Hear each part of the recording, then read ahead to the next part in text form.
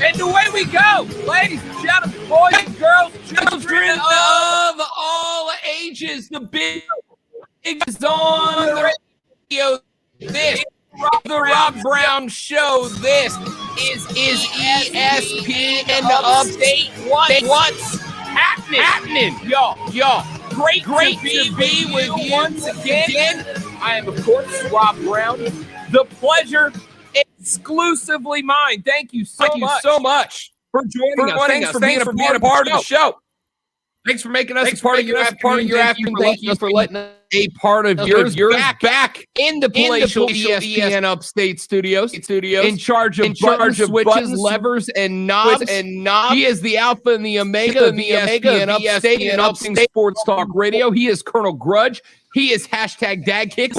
He is the content cow. The great one. Lonzo is at the helm. What up, Zoe? How was the weekend, pal? The weekend was good. I'm going to be the opposite of Rob and say the pleasure is all yours for me being here. He is also a man of great humility. Ladies and gentlemen. I'm so humble. Sometimes it hurts. I was going to say, his humility matched only by his good looks and charm. Just ask him. He'll tell you. Or better yet, tune into the stream of the ESPN Upstate Facebook page, and you can see how true those words are. Yes. Do that right now. Go to Facebook.com. ESPN. Look, here's what we want for this stream. I want this stream to effectively become a second venue for the show. A venue for the show that is basically every bit as big as our on-air portion of the show. You guys can comment, talk with us during the break. If you are a wrestling fan, join us in there because I'm sure there will be no shortage of wrestling takes from the weekend. And don't worry, last hour show we're going to do a segment, wrap it up. WrestleMania, night number 1, in my opinion, vastly superior to night number 2. Although a phenomenal main event in night number 2. We're going to break all of that down coming up later in the show. But join us in the stream. Chat with us. You guys are going to help us program the show. Select the segments you want to hear, etc. Your voice is just as powerful on the stream as it is on the air. So again, check it out. Facebook.com /ESPN Upstate. Twitter.com/The Rob Brown Show. Twitter.com/Rob Brown Show. You can join Zoe on Twitter at Lonzo and Word and all of us at ESPN Upstate on the Twitter device. Once you hit us up on YouTube, if you got a smart TV. If you have a smart TV, you can go to the YouTube app, search the Rob Brown Show on the YouTube show, and you can pull us right there up on your television. They're up. Just like you were watching a TV show. That's what we're here for. All access all the time. So join us, won't you? 844-GSP. ESPN is the number to be a part of the show. Text us at 71307. 71307 is the text line. Start your text with ESPN. So we can read them on the air. Let's have a little fun on the show today. Let's get to it. Let's jump into sports. We got more that we can shake a stick at. Talk about today. Let's start the show off with that little thing that we do. Let's do lunch. This is a very nutritious lunch. All the food groups are represented. You guys hear? What in the wide world of sports is going on here? Lunch!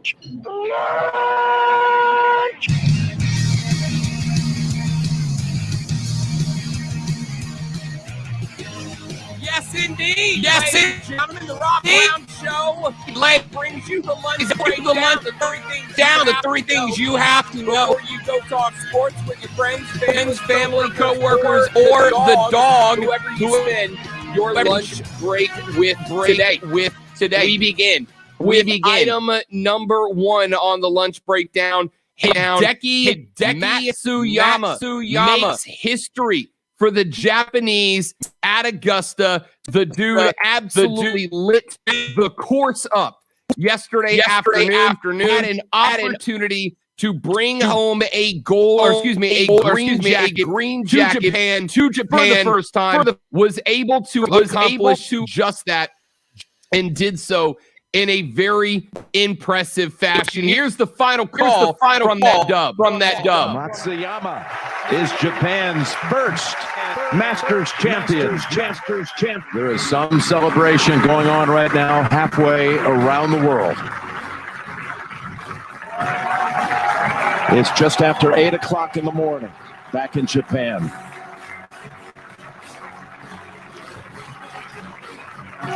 Japan rejoices. It's a glorious new day as Hideki Matsuyama has won the Masters tournament. And now, for the first time, the land of the rising sun has a favorite son wearing a green jacket. Hideki Matsuyama is the Masters champion. Hideki, congratulations. There you have it. Hideki Matsuyama becomes the first Japanese-born player to win at Augusta and did so in a very impressive fashion, taking home that green jacket. Able to outpace Xander Schauffele down the stretch. Schauffele was in contention and a meltdown on 16 as he ends up going triple, dropping him down to 7 under. Will Zalatoris, the Wake Forest guy, ends up holding solo second place.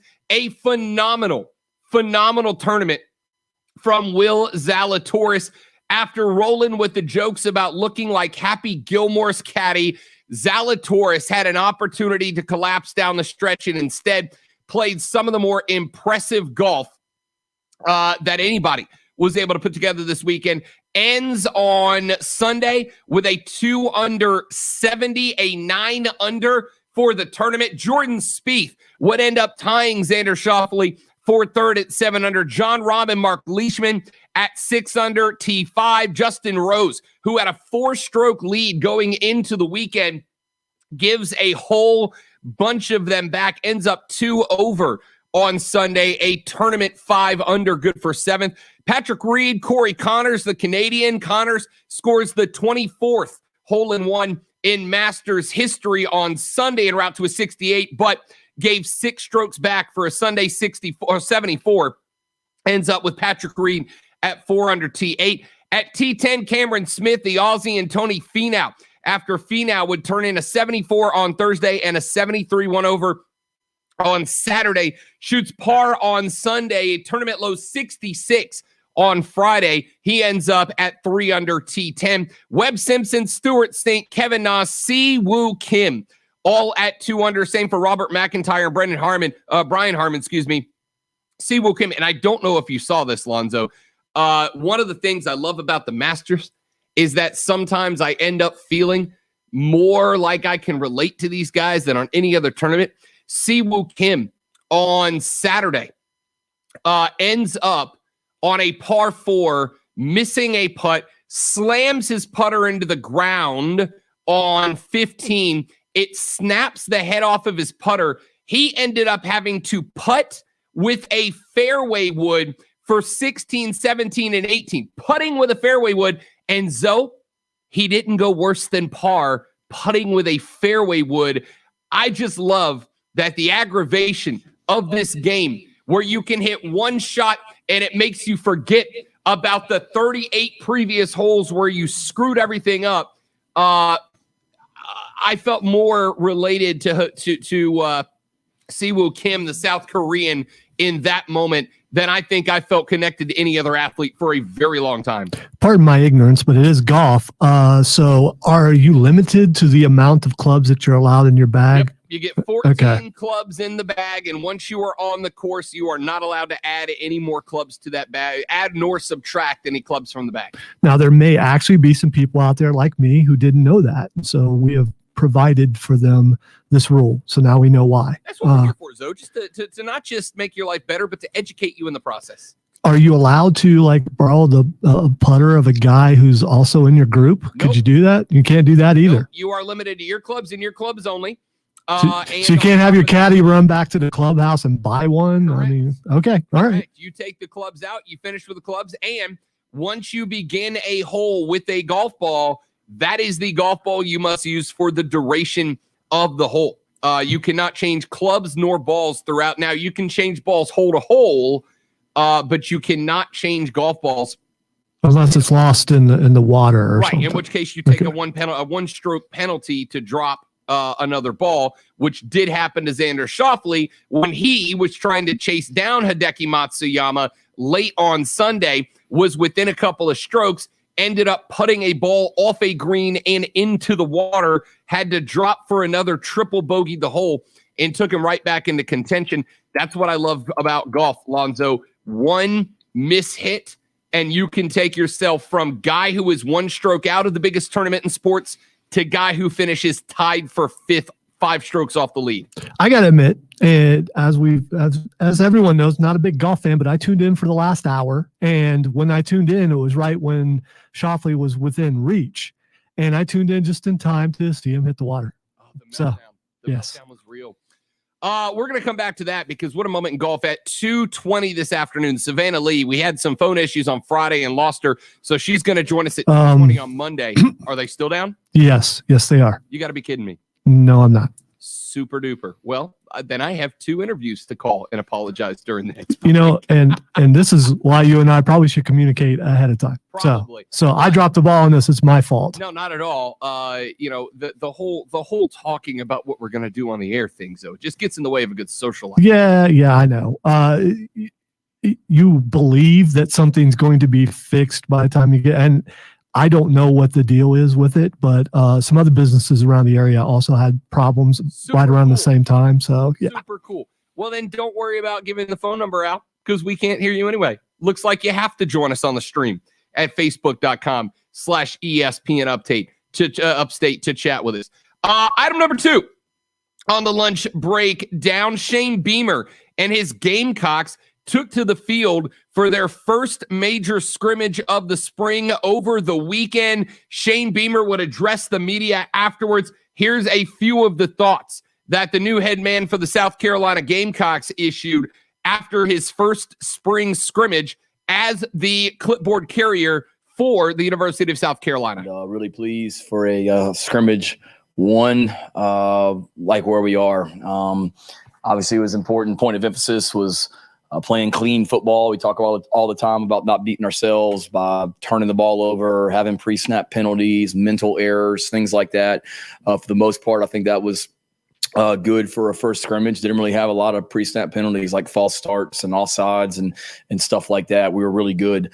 Play clock. We had the play clock going. We wanted to be able to make sure offensively we were moving and efficient in regards to getting the plays called, getting the offense in and out of the huddle, and had very, very minimal of those. And a lot of that was probably more on us as coaches than it was the quarterbacks. I thought they operated at a high level. So clean ball, wanted to be able to see us play physical, run the ball, stop the run, and we showed flashes of being able to do both. Continue to be impressed by that defensive line on that first group, JJ and those guys, the way they can rush the passer. Really like what the first offense did today. We were working in multiple quarterbacks with our second offense, so all those guys got some work. Jason, Connor, and Colton. There were some things from an efficiency standpoint with those guys moving through the scrimmage that we need to be better at. But for the most part, they were good, and the physicality was good. And then injury-wise, we got out of it pretty healthy. I think Cam Smith has a little bit of a hamstring. He did not scrimmage today. Xavier Leggett started it and wasn't able to finish it. Nothing major. He'll be fine. Eric Douglas was not able to scrimmage. He has a little minor issue that shouldn't be long-term at all. So we held those guys out. Those are the only new ones that didn't scrimmage and then want to come in. Alex Boogie Huntley as well. He had a little bit of a shoulder issue. Probably the first 5 minutes of the scrimmage that normal person, it may have kept him out for the rest of the scrimmage, but not him. He battled through that and got it fixed by the trainers on the sideline and was right back out there and finished the scrimmage. So it was good to see that. And talked to the guys about that afterwards as well. The mentality that we need to play with all the time, physical and mental toughness, and thought he showed that as well. And it was good overall. As you guys know, we've talked about it. We're thin in some spots, particularly on defense. And when you have guys, Jalen Dickerson, who's out still right now, and then Cam Smith not being able to scrimmage today, that takes an already depleted secondary and makes it even more depleted. So our second team corner today was a young man by the name of James Bartholomew that just arrived on the football team back in January or February in the walk-on tryouts. And he's playing corner today with the second defense. Much respect for him. He made a heck of a play on a 3rd and 1 where he came up in a short yardage situation, tackled a guy on the perimeter for a lost yardage play in a critical situation. So, much respect for him and the way that all of our guys are fighting through some bumps and bruises and showing who we can count on and who's dependable and whatnot, and like where we're headed right now. And really eager to get in here and watch the practice tape here as soon as I get done with you guys, and a lot to build on. So sorry for the extended opening statement, but be glad to take any questions. There you go. There is Shane Beamer, the head coach of your South Carolina Gamecocks, talking after their scrimmage on Saturday. A handful of guys sitting out with injuries, but was relatively happy. Said the mental mistakes were not there, and that's what I'm looking for, Lonzo, more than anything else. Limit the mental mistakes. I would argue that mental mistakes were one of the biggest issues that took place under Will Muschamp. If that is truly indeed a focus for Shane Beamer, to get disciplined, to knock out the mental mistakes, to knock out the dumb penalties, especially the pre-snap stuff, that's already a step in the right direction, Lonzo. Absolutely, because one of the things about the Will Muschamp team, you knew that they were going to lose concentration at some point. You were going to look at the field and go, those guys aren't trying. And so if there aren't any mistakes and you got some hustle out there, it's already a major improvement from what we've had. And finally, we're going to come back to that in a little while as well. But then finally, on Friday, and this happened after we got off of the air, so we weren't able to really get into it, unfortunately, before we took our break. On Friday, USC men's basketball coach Frank Martin and the school's board of trustees signed off on a revised contract, which came after weeks of political pressure to save Frank Martin's job. Bob Caslin wanted to replace Martin after the season. It's come through reports and rumors, but some state senators, and we talked pretty in depth about this over the last couple of weeks, basically kind of threatened funding for some university projects in hopes of keeping Martin employed.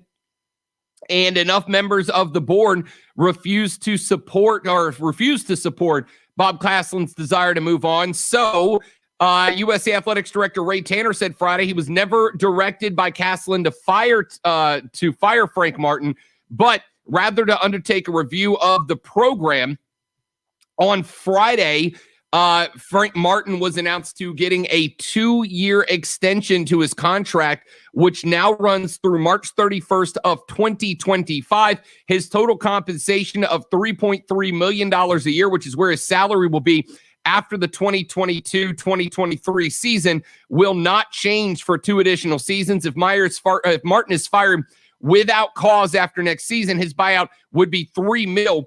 For next season, his buyout will be prorated to the point the university would owe him no buyout if fired after the season. And for the final 2 seasons of the revised contract, there will be no buyout. If Martin terminates the contract himself, he does not face a buyout owed to the university. So it looks like he got his extension. He will stay on board, but as kind of a olive branch between the two parties, it is basically set up to where Frank Martin gets to coach the team this upcoming season. If he earns his job, great. He stays on through 2025. If they have another disappointing season and the university decides to move on, it takes the buyout off the books. So I don't hate this as much after thinking about it on the weekend as I thought I would on Friday. Basically, what you've done is said, all right, Frankie, you get it together this year or you're gone and we don't owe you another dime. It's kind of an escape clause that allows Frank Martin one more shot at Carolina, which I think now makes sense. Remember on Friday, We were talking about that South Carolina's hitting the transfer portal as hard as anybody else in the country. In fact, they signed another player off the portal. Now all of the sudden, Lonzo, this makes sense because Frank Martin understands if he doesn't get it done this year, he's probably gone based on what this extension looks like. Yeah, there was an air of desperation when we were talking about it Friday. So this is now we know why. Now we know why that he is coaching for his job, and he's doing, which it makes you wonder, well, why aren't you doing this every year as far as coaching for your job? But we'll see what happens. He has the potential to do really well. When he first came there, everybody was really high on him. He got them into a long run in the tournament, and then after that, nothing. So let's see what happens. But good on him for betting on himself. We're going to talk more about that coming up later on in the show as well. It is going to be a busy one. I would give you the phone number, but our phones are still down. So you got to text us at 71307, 71307. Start your text with ESPN. Tweet us at The Rob Brown Show, at Lonzo, one word, and at ESPN Upstate. Quick break. Back after this. Rob, Lonzo, you. The Rob Brown Show rolls on. This is ESPN Upstate. QC Kinetics. Yep. The Rob Brown Show. Listen on your phone everywhere on the radio.com app. Download the app and make ESPN Upstate a favorite for 24/7 real, unfiltered sports talk. A couple of years ago, I had to go see a doctor because after years of playing sports around the clock, from like 5 through college, I played just about every single sport. I had to go see a doctor because I was having a real bad pain in one of my knees. And my doctor said, hey, man, you have the knees in your early 30s. You have the knees of a 65-year-old man. I can just about guarantee you that you are going to need surgery down the road in order to get around, to have day-to-day mobility. I got to tell you, that kind of put the fear of everything into me, which is exactly why I am thrilled to be partnering up with QC Kinetics, because I am sure that many of you listening right now have been told at some point in the same thing, that surgery is your only option. Well, there is a better alternative, and it is the non-surgical regenerative therapies at QC Kinetics. Using science based in biology, they are able to take your natural healing factors within your own body and regenerate the tissue that makes your joints work without pain. So if you have worn it down over time, as, spoiler alert, we all will with age, they have the technology and they have the therapy that can regenerate that tissue and can let your body heal itself faster, naturally, so that you can get back in the game, whether it's playing sports on the weekends with your friends or it's just picking up your grandkids or walking around in the park downtown. They want you to be able to enjoy that without having to go through pain and without having to go through rehab after surgery. Check them out online at qckinetics.com, qckinetics.com, to learn all about that non-surgical regenerative therapy, or call them right now at 864-448-3772, 864-448-3772. Tell them the Rob Brown Show sent you. Get set up with that free consultation so you can get better, faster, naturally with our friends at QC Kinetics. AutomotiveMap.com presents your All right, I have phone calls to make to tell guests that we will have to catch up with them. So I will return very briefly. Yeah, I sent an email, and now we are there's an email chain, so everyone will be apprised of the situation as far as the phones go. It is an integral part to what we do here, not only on this station, but on WORD, on the talk stations. I would agree. All right, I shall return very briefly. By 76 points and Joey Logano by 77. However, since Truex now has 2 victories this year, he is in first place in the projection.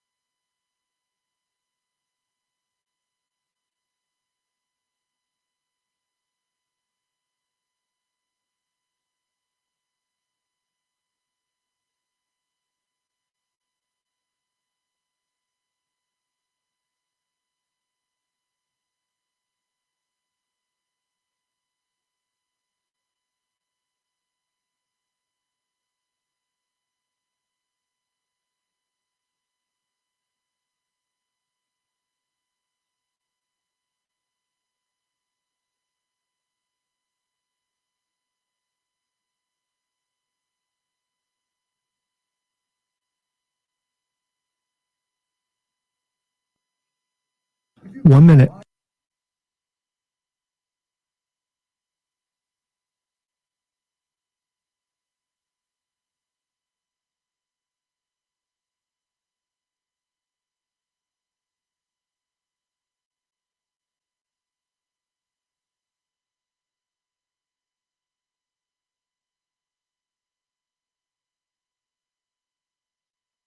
Twenty seconds.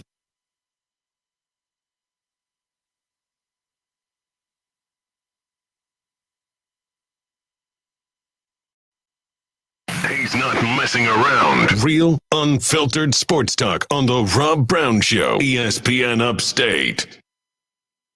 The Rob Brown Show back on your radio. This is ESPN Upstate. Phone line's down, so you got to text us at 71307. 71307 is the number. Start your text with ESPN. Those of you on the stream, those of you not on the stream, join us at facebook.com/ESPN Upstate or twitter.com/The Rob Brown Show or youtube.com/The Rob Brown Show. You can leave your comments on any of those live stream platforms.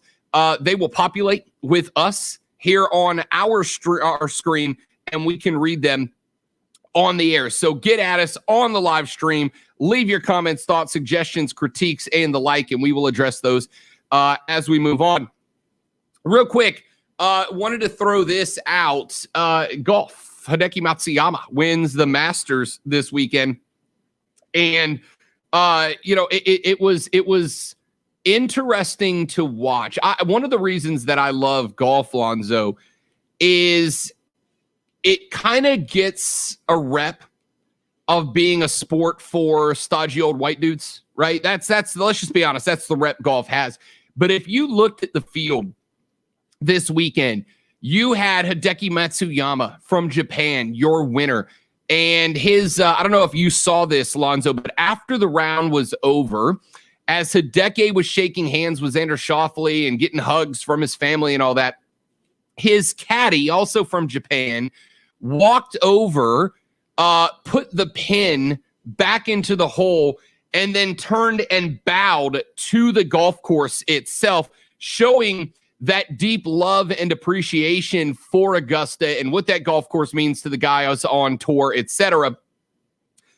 When Hideki got the jacket on, the guy who had been kind of a stalwart of just absolute, not emotionless golf, because he started to smile when they got towards 18 and he realized that all he had to do was make a bogey on 18 and he was going to win the Masters.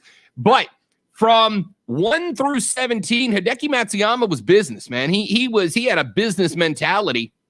But when he got the green jacket and he put it on, man, he threw those fists up in the air. He gave the fist pump. There are pictures coming out this morning. Hideki Matsuyama, flying back to Japan, was spotted in O'Hare International Airport today, carrying that green jacket as if it was his own child, smiling and taking pictures with folks. He was just thrilled to have won the Masters. It is a sport, Zoe, that does not, as far as I am concerned, get the respect that it deserves for being a sport that fosters love from everybody. Japan is a country that loves its golf. There have been many great Japanese golfers over the years. None of them have been able to bring a green jacket back to the land of the rising sun. Hideki Matsuyama does it. And between his caddy bowing to the golf course, between his emotion finally letting out in the green jacket ceremony in O'Hare International this morning, as he's talking with fans and chatting and smiling and taking pictures. So golf, I think, and Augusta specifically, kind of put on a show this weekend with Aussies and Brits and Americans and South Africans and folks from around the world showing up and showing the love and emotion based around that tournament. I was so happy for Hideki Matsuyama. I was happy for his caddy. I was excited. I was happy for his family. And I'm happy for the country of Japan, who, after sending great golfer after great golfer over to try, finally have a Masters champion of their own. I cannot imagine the party going on right now and more importantly, the party that will be going on tomorrow when Hideki Matsuyama makes his debut in Japan with that green jacket. What a tremendous event that was. Even if you're not a golf fan, what a tremendous, tremendous showing yesterday out of Augusta. All those things are awesome, and everything you said is true. The only thing that I think is different, I think when the caddy bowed to he was bowing, saying, "Hey, we beat you." That's bowing to a defeated opponent. Respectful, but still at the same time going, "We beat you." Yeah, but I don't see anything wrong with that. I mean, it's still a sign of. Oh, I didn't say there's anything wrong with it. I think it's cool, but I like to think of it along those lines because golf, even though they're competing with each other, they're not really. They're competing against the course. Absolutely. I think that's why I love golf, Lonzo, because it's you don't have one opponent, you have two. You don't have one opponent. Yes, there are, there were what, 40 other guys, 50 other guys on the golf course yesterday. That Hideki Matsuyama was looking at the leaderboard and seeing guys moving up and down. Xander Schauffele coming up towards him. Will Zalatoris coming up towards him. And he's having to deal with understanding that these guys are making late charges. But at the end of the day, the only thing that controls where Hideki Matsuyama ends up on the golf course is himself. He's the one that hits the shots. Whatever Xander Schauffele does is irrelevant. It's up to Hideki Matsuyama whether he birdies, pars, or bogeys every hole coming down the stretch. For him to say he defeated Augusta, I'm fine with that. Augusta's a worthy opponent. That's why we love it. How many guys did we see hitting at a pine straw and having to dodge trees because that course put up the challenge that we want to see it put up? Even if it is showing respect to a defeated opponent in Augusta National, it was still a sign of respect. And to me, Zoe, it shows that Hideki and his caddy understood just how difficult it is to win against the opponent that is Augusta. And it showed how much it meant. That's the caddy. That's not even the golfer. That's the guy who was helping the golfer, recognizing how difficult that course can make his job and Hideki's job. I respected it, man. I respected it. They respected the course. And again, if you are a fan of Japanese golf, then you finally got your champion. After this many years, you finally got your champion, and I love to see it. So congratulations to Hideki Matsuyama. For those that have said that golf is not the same without Tiger, I'm not going to disagree. I'm not going to say you're wrong. But if you watched Augusta yesterday, even if you just watched the final hour and a half of that tournament yesterday, you saw that golf is a great sport that can bring people from around the world together, and I absolutely loved it. I loved every second of it, man, because I felt it. I felt it. Quick break. We'll come back here in just a minute. Let's break this Frank Martin situation down just a little further. A 2-year extension offered by the University of South Carolina, but it comes along with a caveat that puts Frank Martin in a spot where he has to win and win now. We'll address that next on the Rob Brown Show on ESPN Upstate. You could have your own.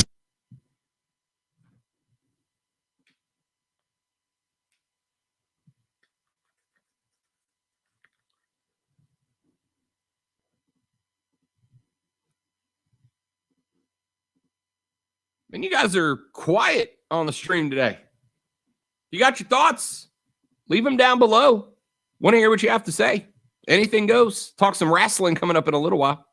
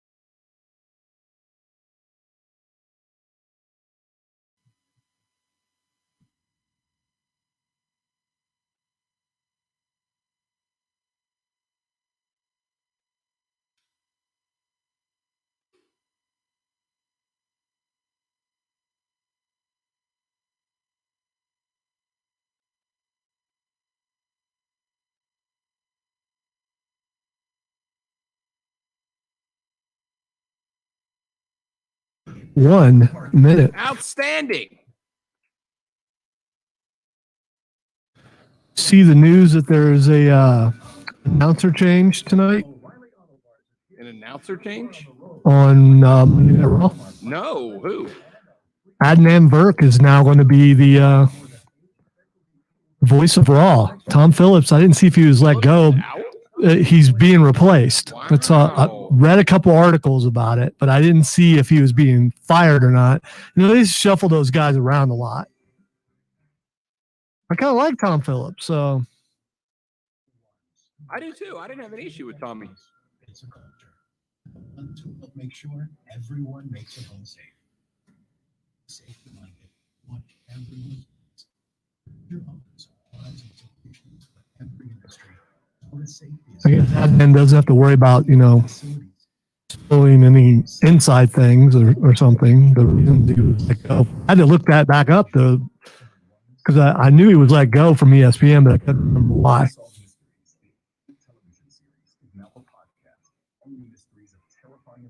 But it's going to be interesting to see if he has chemistry with Byron and Samoa Joe. If I believe they're both still on there. By the way, if Corey Graves didn't earn his money at WrestleMania, I don't know. ESPN. Text keyword ESPN and your message to 71307. Get in the game on the Rob Brown Show. Only on ESPN Upstate. The Rob Brown Show rolls on. This is ESPN Upstate. Robin Lonzo with you here.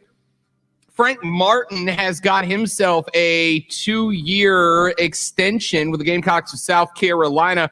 I'm not going to play you the whole thing. Ray Tanner talked with the media after the board meeting on Friday where they announced the extension. We'll talk a little bit of the details, but I wanted to give you a minute or two of what Ray Tanner had to say about the extension with Frank Martin. Here is Ray Tanner, the USC Athletics Director, after the extension was announced. Ray, how much did Senator Jackson's comments to Bob Casler a couple of weeks ago impact this decision with Frank Martin, if at all?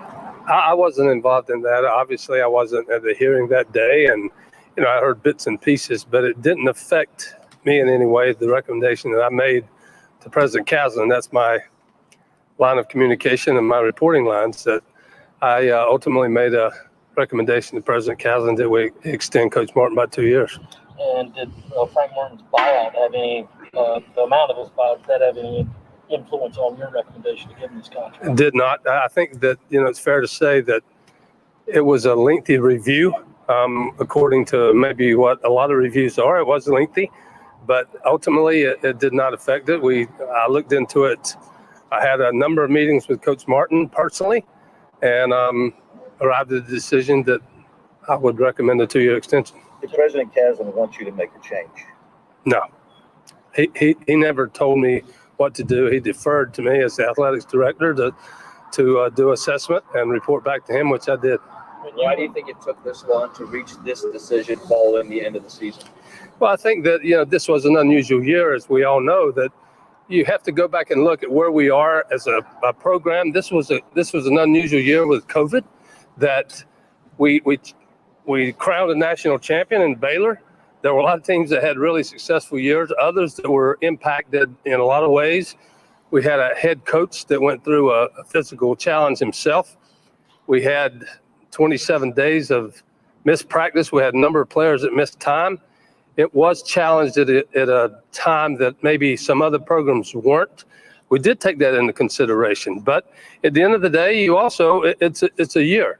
But you go back and look at what happened in the last 5 years as well.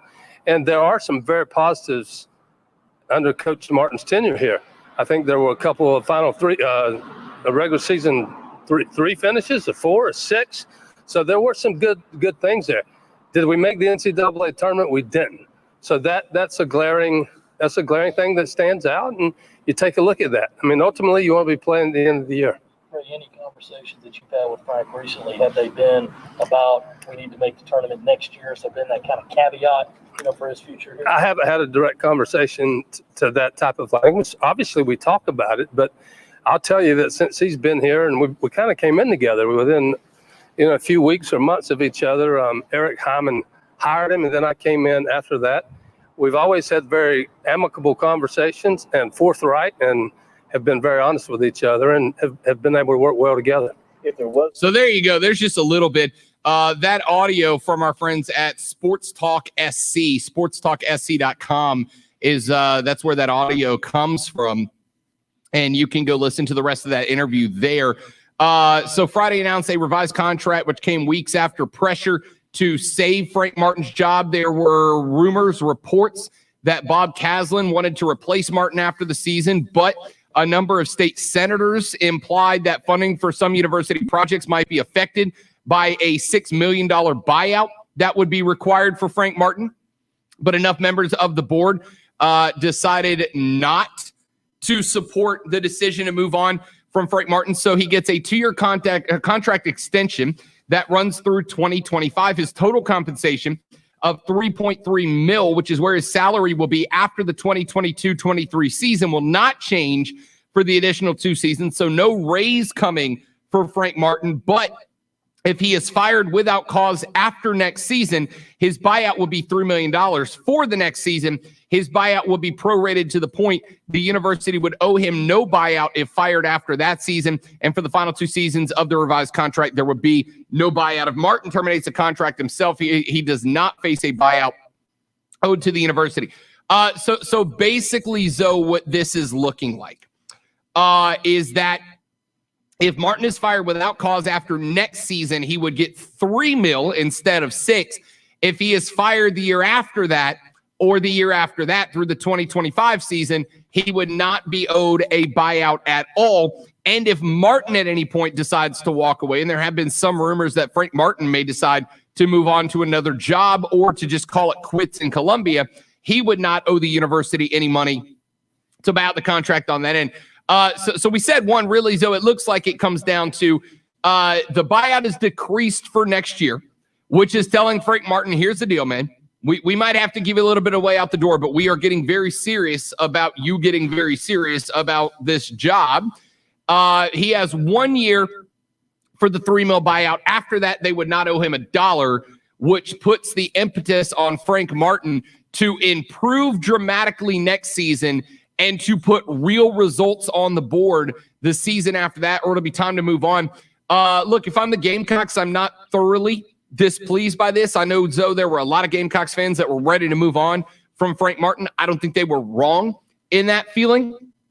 But if there were state senators that were pushing to keep him around, that were talking about how the funding, well, I don't love that. I don't love inside politics having more of a say than the athletic director and the president of the university as to what happens with the program. But if that was the case, this is about as close to a compromise as you can reach, Lonzo.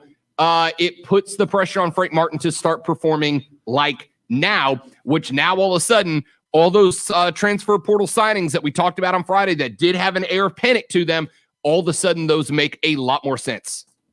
Yeah, he looks like he's putting together a team to try and save his job, and it makes you wonder, why haven't you done that in the past? But that amount of transfer portal players, and he had to fill some spots because a bunch of people bailed on him, and that's also a sign when all your players are bailing on you. What's going on? Is it a sinking ship? Is it you? Is it the school? What is it? And imagine being in that position, knowing that you need to win now and win, at least make the tournament to keep your job. And he's going about the only avenue he has, and that's the transfer portal. Yeah, it's we've talked about the transfer portal. I know Mark and Lonzo are not fans. I think Diesel and I care a little bit less. We think that players have every right to have control over their future. It's a philosophical difference. But whether you like it or not, let's be honest, in the world of college basketball today, if you want to be successful, you either be a damn good recruiter that can keep kids happy and around, or you understand that you have to take advantage of the transfer portal. As far as Frank Martin himself goes, like here's the reality. There are many cases, many situations in which people do their best work when they realize their job is on the line. And I don't think Frank Martin has really felt like his job is on the line. I'm not saying this is true for everybody, but for many people, they have a tendency to get complacent when they know that they are not at threat. They have a tendency to get complacent. They have a tendency to get comfortable and not make changes, not do things differently. I think that this negotiation was a way for South Carolina to look at Frank Martin and say, you have seemed complacent. We are not happy with complacency. And now we're not firing you. Your job is not immediately on the line. We're not going to kick you out the door at the end of the season, win, lose, or draw. That's where that $3 million buyout for next year comes in. But just know that we are looking 2 years down the line, and you better show out. And I think that's what we have here, Lonzo. It is shaking things up so that Frank Martin cannot be complacent and comfortable. And I think that's why you've seen the move South Carolina's made in the last 5 days. Now, will it pan out? I mean, will he be able to win with the kids that he's brought in from the transfer portal? I can't wait to see if he's able to do it. But we're going to have to wait a little while. Absolutely right. Absolutely right. We'll talk more about that later on in the show. Let's take a break. My name is Rob Brown. Lonzo is at the helm. When we come back here in just a minute from right now, Lonzo has brought the curse of the Zoe onto the show. I'll tell you what that means when we return on the Rob Brown Show. It's ESPN Upstate. The Rob.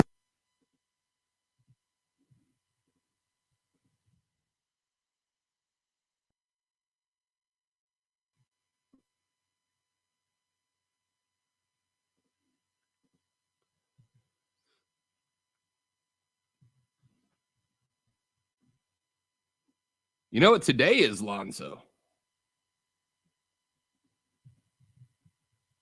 Ozo's doing a live read. For those of you on the stream.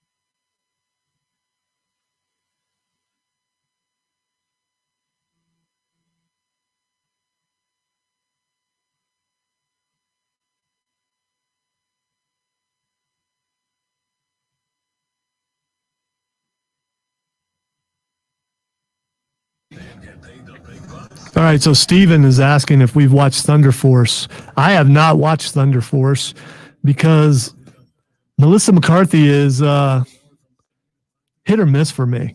Sometimes she's funny and sometimes she's just not. And more times than not, she is not. So when I see that she's starring in something, I don't clamor to try to watch that. Yeah. If I watch it accidentally and find out, well, it's not so bad, I think I'll keep watching, but I won't go purposefully to watch something she's in. Plus, I've heard it's pretty bad.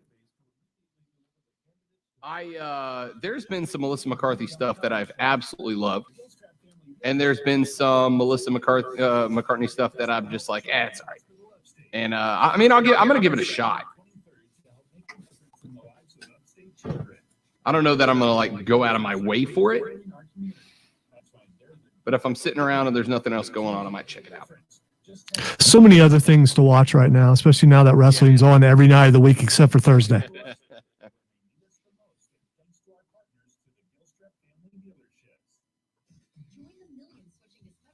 And normally I record Monday Night Raw and then watch it the next day, but I probably will watch tonight because I want to see. That show after Raw is usually pretty good, and a bunch of changes are usually made. And we talked about earlier one of those changes with the announce team. We'll see what else they change. Yeah. Some explanations for some things would be nice, but I'm sure we'll be talking about that later.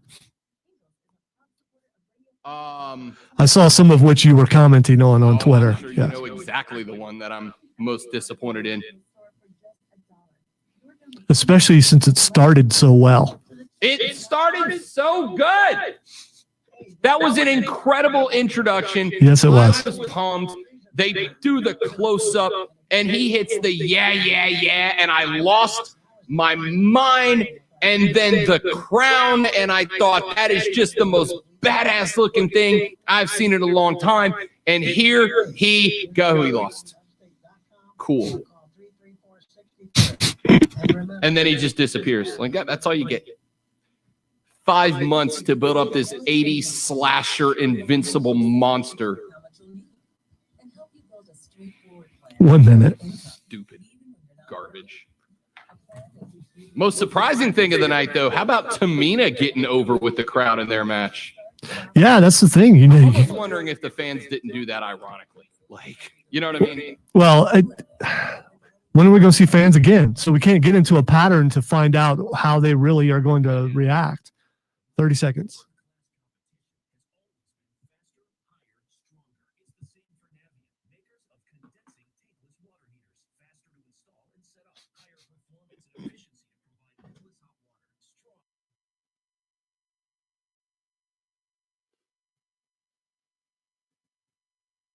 He won't watch Snyder Cut, Stephen, because of peer pressure to not watch Snyder Cut. Such a lie.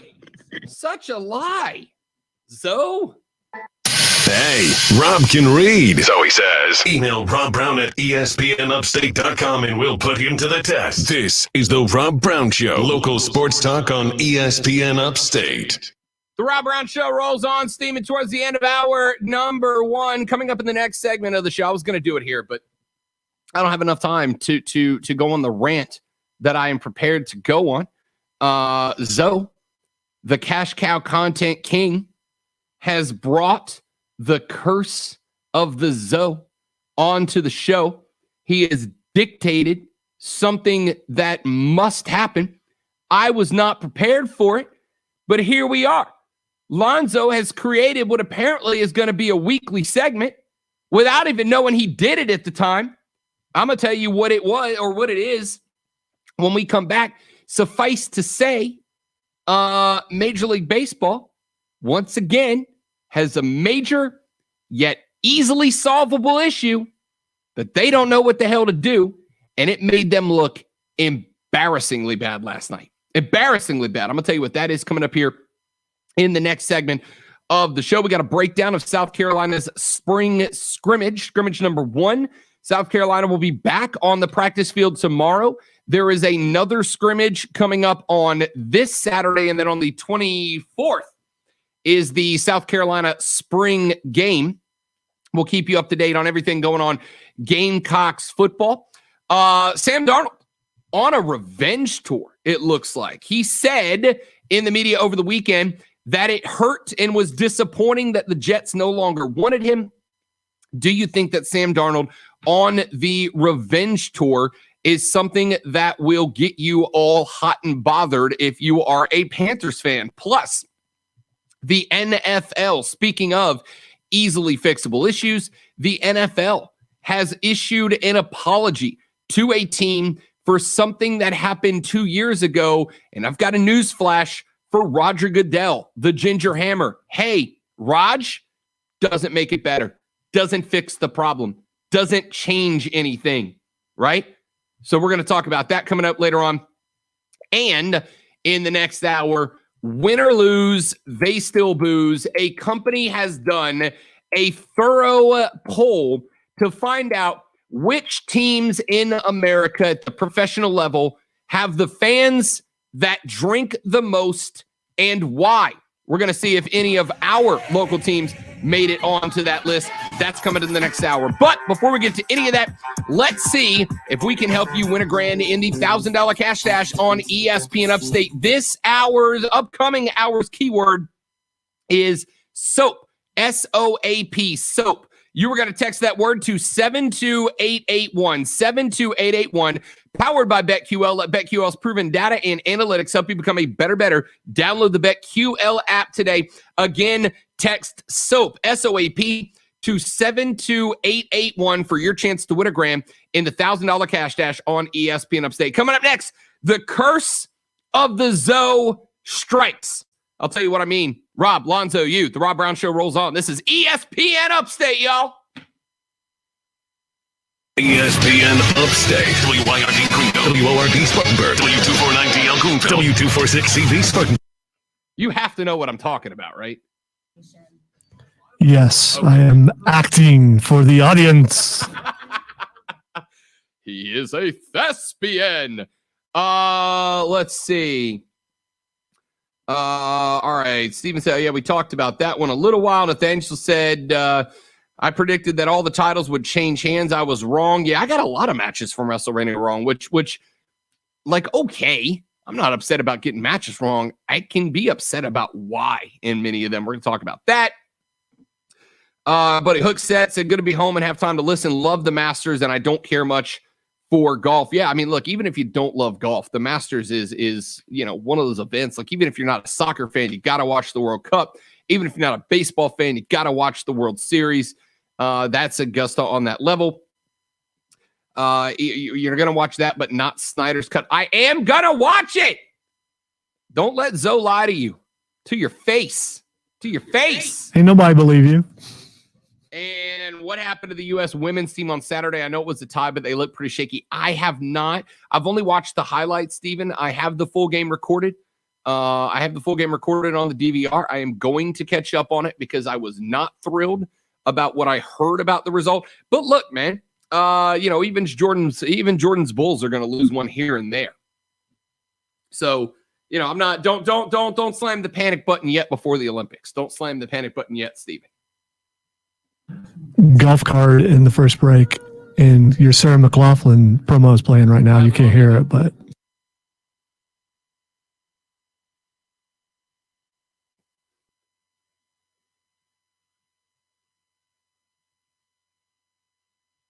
which may or may not have something to do with the curse.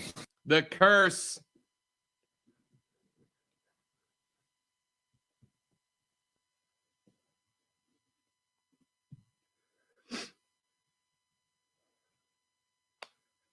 You'd have told me 3 months ago that I was going to be singing a terrible, bad lyrics version of Sarah McLachlan on the air that would turn into a promo for my show. I'd have called you crazy. But here we are, Lonzo. You got to keep the people guessing. I appreciate the opportunity to show my skills. It was very well done. Very well done. I didn't know if we were going to be able to. Official Rob Brown Lockdown. Represents being real. Yeah. Well, we did. Filtered sports talk manufactured locally for the Carolinas. Lockdown.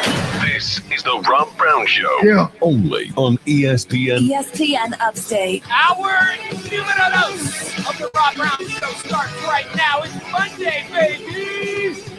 You know what that means. Rob Brown Show, keep your week kicked off in the right way. 3 minutes after 1 o'clock, all from the Upstate Eastern Standard Time. And those of you watching around the world or listening on the Odyssey app, welcome to the show. You're welcome to this page. By the way, if you text us at 71307, you can text us from anywhere. Texter writes in and says, ESPN, why in the hell did the Nets put up with Kyrie Irving's stupid stuff?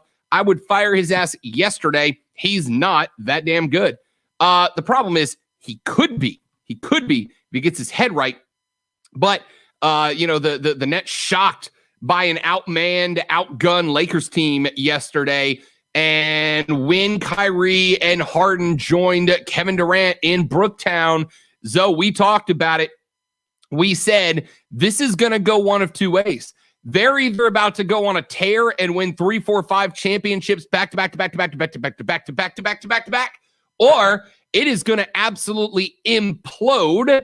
Those personalities are going to play off of each other like fire and gunpowder, and this is going to be hilariously entertaining to those of us on the outside looking in. Zoe, we are closer to the latter than the former, and I am here for the fireworks, bro. So either the world is round and all things are well, or the world is flat and things are going to fall off. And I think we're heading towards that direction. I am fine with it. I am fine. Also, did you know Shaq was a flat earther? I saw that this weekend. Apparently, Shaq is a flat earther. I don't believe it. If he's doing it sarcastically. I would hope so. Okay, yeah. So let's see. It came out apparently. He got called on the jokes about his flat earth take. And he said on a podcast, on Jordan Harbinger's podcast, quote, "The first part of the theory is I'm joking, you idiots," end quote. So apparently, all right, I feel so much better now. Because I like Shaq. I love Shaq. I don't want him to be a flat earther. Because the earth is flat is dumb. I hadn't heard it until you just said it, and immediately I like Shaq's trolling people because that's what he has the same kind of humor that we do. Yes, and he's absolutely trolling. Yes, I'm so happy to hear that. Somebody told me that over the weekend, and I said the same. I'm like, that can't be right. So I'm glad to find that quote of "I'm kidding, you idiots." That's beautiful. Well done, Shaq. Well done. I'm kidding, you idiots. Love some Shaq O'Neal. All right. The curse of the Zoe, ladies and gentlemen, it is very real, and the curse of the Zoe has struck again. Zoe didn't know that he was doing this to the radio broadcast when he brought this up a week and a half ago, but after the Braves-Phillies game last night, here we are. Didi pops that one into the opposite field. Ozuna's got it. Bohm's going to try it. Here he comes, and he's safe at the plate. Wow. On a shallow fly ball into left field. They roll the dice with Ozuna's arm, and Bohm is able to score on a bang-bang play at the plate. Wow. Oh, I don't know. Man, it's close. It might have looked like Bohm's foot came up. We'll get some definitive looks at it here. Does the toe just grab a little bit of the plate before the glove gets to him? And the call is upheld. The Phillies have taken a 1-run lead. Brian Snitker wants to get run. He is irate. He is not accepting the decision from replay headquarters. So, there you go. There you go. Do you hear the boos from the background? Do you hear the boos from the background? Do you hear the boos? And do you know why the boos were out? Do you know why the boo birds were migrating through the ATL last night? It was because Alec Bohm not just didn't touch home plate. Not just didn't touch home plate. It was clear, evident, obvious. I saw in real time that Alec Bohm didn't touch the dish. And then when they went to the replay in slow motion, it was painfully obvious that Alec Bohm didn't touch the dish. The Phillies would take a 7-6 lead. They would lose, leading to the Hotlanta Braves official Twitter account tweeting out, final score, Philly 7, Braves 6, apparently. It led to a firestorm on Twitter as Mike Trout and other voices from that Mike Trout, arguably the best player, the most visible player in all of baseball. Mike Trout tweeting out so bad laughing emoji. Jesse Rogers of ESPN tweeting out, explanation of replay in tonight's game. After viewing all relevant angles, the replay official could not definitively determine that the runner failed to touch home plate prior to the fielder applying the tag. BS, dog, BS. Absolutely garbage. Matt Gelb tweeted out that a reporter asked Alec Boehm in the postgame presser, hey, Alec, were you safe? And Boehm said, and I quote, I was called safe. That's all that matters. You know what that says to me, Lonzo? Hey, bank robber, did you rob the bank? Well, no one caught me, and that's all that matters. Get out of here with that garbage. Drew Smiley, pitcher for the Atlanta Braves, was asked his opinion after the game was over. Here's what Smiley had to say. It's clear that his foot didn't touch the plate, that it was on the chalk. Everyone saw it and sees it. You know, everyone knows it. And for MLB not to overturn that, it's embarrassing. You know, why even have replay if you won't overturn that? Brian Snitker, the manager for the Atlanta Braves, chimed in the post-game presser as well. Here's what Snitker had to say about that blown call. He had an angle that I saw he didn't, because I wondered till I saw a certain angle, then I was confirmed what I thought, that he didn't touch the plate. You know, I don't know. I mean, it's just frustrating sometimes, I guess, and that's what I told the umpires. You know, because I got a view on the big screen that he didn't touch the plate. Yeah, he definitely did not touch the plate. And not like, hey, controversial. It was no. It wasn't close. When you have baseball's literally biggest name chiming in to say it was so bad, hilarious laughing emoji, and calling it out, you know that it was a bad call. And it was so bad that other stars from around the league were chiming in. Zoe, I didn't even prep anything to write down. I didn't write anything down for this because I had to think even Lonzo, even anti-robo-ump, even anti-replay Zoe has got to look at this call and go, yeah, they screwed that one up pretty bad. That was pretty obviously the single most garbage call. Last week, Zoe said, robo-umps, would they have an impact on the game? Well, last week, the Mets lost the game because an umpire got a call wrong. Last night, the Braves lost the game because the umps got a call wrong, because there's zero accountability. Zero accountability. No accountability at all. Nobody was held accountable for this. Zoe, I want to hear everything you have to say, but before you do, I need you to answer this question. That call was incorrect. Agree or disagree?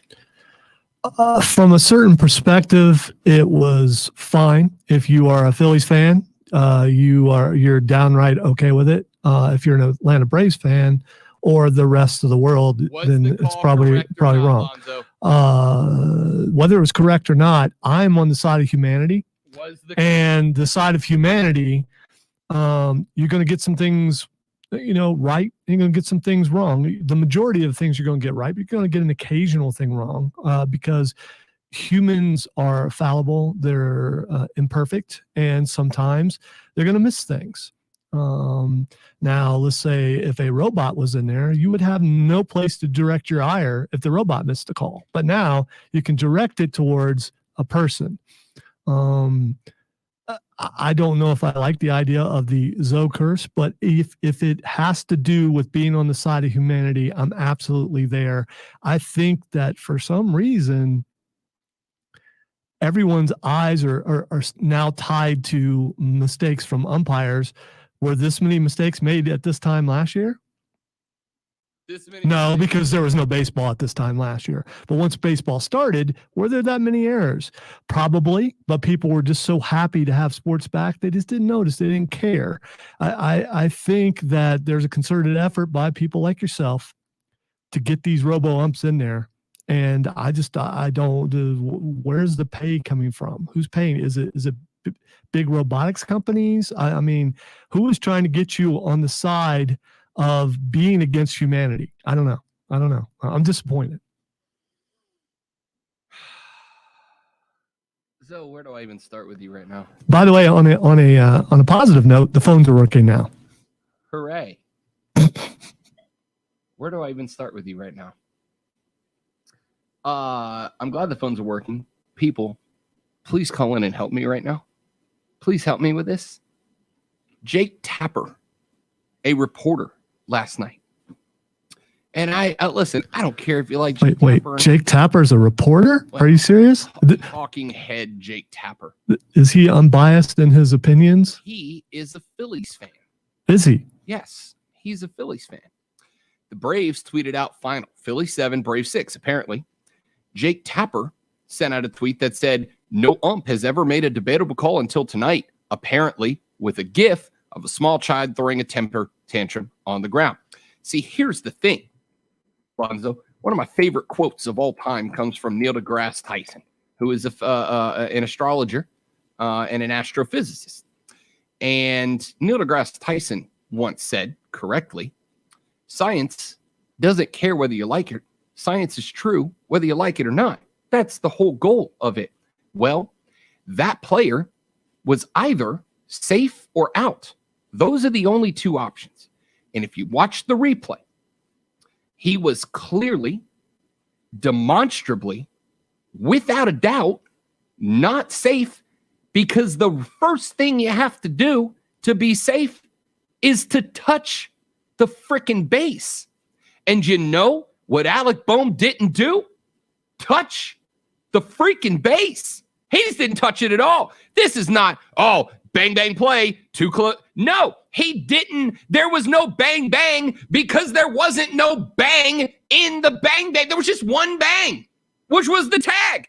You know, bang, bang is when runner's foot hits base at very close to the exact same moment that ball hits glove or ball touches tag and gets out. That's bang, bang. This was not bang, bang because they missed the first bang. There was only one bang, bang, he's out because he didn't do the first bang, which is to touch the freaking dish. He didn't do it. He's out. And it was clear and evident and obvious and disgusting. And the worst part for people like Lonzo, who I love, we have somebody, I love this argument, Lonzo. We have somebody to be mad at, and that's why we should keep umps. Or, hear me out, we just get the call right, and we don't have to be mad because the call was correct. How about that? That sounds like a way more fun way to determine who wins a baseball game. The umpire who runs the replay didn't want to hurt his fragile little umpire buddy's ego and call out the fact that he missed a clear and obvious out on the field in front of a stadium full of people in the eyes of a nation who, by the way, Lonzo, we're watching arguably the best baseball game Major League Baseball has had so far this year. A fantastic baseball game where Freeman and Acuna and Bryce were going dinga, dinga, dinga all night long. You had balls flying into the outfield all night long, and it was ruined because a bunch of fragile little snowflake umpires couldn't dare to have their feelings hurt by being told, hey, you made a mistake. If somebody calls me and goes, Rob, you made a mistake, you know what my answer is? Oh, dude, I'm embarrassed and that sucks. I'm really sorry. I'll fix it. Know what the umpires are? No. We're not wrong. We just think that baseball's dumb and we would rather have our egos intact, even if we clearly made the worst mistake an umpire's made in baseball all year. It is, and I say this the most eloquent way possible, a steaming, frothy pile of maggot-infested, rotten garbage, that call last night. And if you are cool with it, Lonzo, I don't know what to say. You know what I find funny is the most exciting part of the most boring sport out there, even more boring than golf, is the fact that there was a non-call. Everyone's talking about the non-call. Good on you for finally mentioning, what happened in the game, like way late after you complained about the call the entire time. This is the most attention baseball has received in a long time. It's just about bad calls. It's not about the game. It's about the umpire. And I know you're saying that's the entire point, that But if you weren't talking about the umpire, you wouldn't be talking about baseball. That is completely incorrect. Because if I wasn't talking about the umpire, I'd be talking about how the Braves and the Phillies last night put on a fireworks show. And for those of you who are looking for excellent baseball, that baseball game was one to go back and watch because it was an incredible baseball game. It would be like if somebody brought out a Ruth's Chris steak, perfectly marbled, seared on the outside, the myoglobin, the red stuff just flowing out, and you got these beautiful, fresh, absolutely talking about blood, the red stuff. No, it's not blood. It's myoglobin. It's actually are you sure? Yes, I'm 100% sure. I'm a steak guy. Trust me on this. It looks like it looks like blood to me. I know but what it okay. looks like, but it's not blood. It's called myoglobin. Trust me. I'm a dork. I know this kind of dumb stuff for no reason at all. I win bar trivia all the time. Somebody brings you that steak and it's perfect, and those garlic mashed potatoes and they're perfect, and that perfect steamed broccoli with cheddar cheese melted across the top, and it's just succulent and melts in your mouth, and it's all great. And then they set it on the table and they go, look at this steak. Look how beautiful it is. Look how great it is. And then another guy walks up and he just bends over and takes one right on top of that plate of food. Nobody the next day, Zoe, is going to come in here and go, I saw a beautiful steak last night. Yes, somebody defecated on top of it, but it was a beautiful steak. We're going to talk about the guy who dropped trow in the middle of the restaurant. Those umpires took a game that I was in love with last night that I had on the screen next to WrestleMania, and it took my attention away from WrestleMania because of how good it was for a minute, and those umpires absolutely dumped all over it, and Zoe's getting upset with me that I'm talking about the pantsless guy in the restaurant instead of the steak, and I will not have it, Lonzo. I will not have it. Okay, I'm more upset about the multiple scatological references, but that's just me. I couldn't think of a metaphor more appropriate than that. I tried. I thought to myself, my mother listens to this show. I don't want to talk about a guy dropping a deuce on a steak, but I can't come up with a better metaphor for how bad that call was other than that dude pooped on my enjoyment, and I think baseball and baseball fans deserve better. Let's take a break because I'm getting a migraine. The Rob Brown Show rolls on after this. It's ESPN Upstate. Golf card. Perfect. The Rob Brown Show. Listen on your computer and tablet at ESPNUpstate.com. The Upstate Golf Card, the single best deal for club swingers in the Upstate, is on sale. And listen, we all watched the Masters this weekend. We all watched Hideki Matsuyama win that green jacket. And we all thought to ourselves, man, I'd like to get back on the course. Well, do I have good for news for you, metaphorical listener. The best deal is back and better than ever. 9 Upstate golf courses, premium Upstate golf courses, and you're getting a round at each one of them for just $99, over $450 worth of golf for just $99. That is an over 75% discount. The Preserve at Verde, Pebble Creek, Legacy Putts, the Rock Golf Club and Resort, Carolina Springs, Willow Creek, Links Trine, Rolling Green Golf Club, and new on the card this year, the club at Brookstone. You're getting a round at each one of them for just $99. Greens fees covered. All you got to do is get one at upstategolfcard.com. Show up, play around, and bring your own green jacket to feel like a champ today. Get yours today. Go to upstategolfcard.com or follow them on the social medias at upstategolfcard.com to learn more about it. Get your Upstate Golf Card now at upstategolfcard.com. That's upstategolfcard.com. AutomotiveMap.com. Michael is on the line, it looks like. Yes. Fabulous. That worked out well that the phones just got fixed right out. Yes. And also that he did not get my voicemail saying that we don't have phones. Which is why I was a little surprised by, and he probably was like, okay, why does he not act like he's expecting me? But it's more about, hey, they just walked in and said and tested them, pretty sure they were fixed. And then right away we got a phone call. So Love it.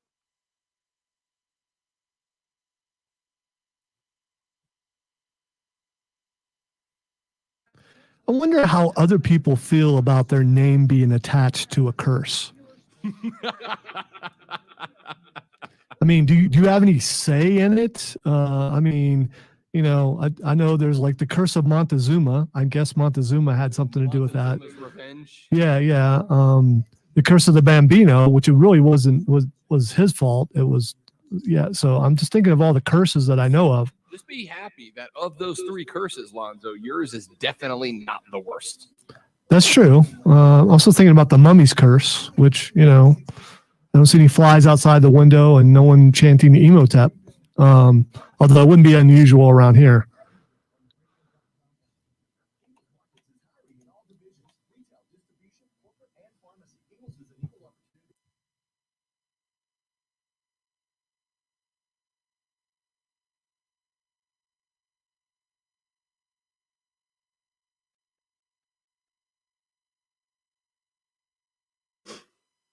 Have you seen Jerry's message on Twitter, Lonzo and Rob? I remember a great lawyering mind. Tell me there's only guilty or not guilty, which you've actually brought up. Not a finding of innocence. So does that not mean there could only be an out or not out call and not a call of safe? And then he says, haha. No, the calls. You're either out or you're not out. No, you're either out or safe. There's no third option here. You know, safe is really a matter of perspective. And he goes, he is not out. This is the sign for not out. He's not safe. We cannot conclusively say he's safe. So we're going to say he's not out.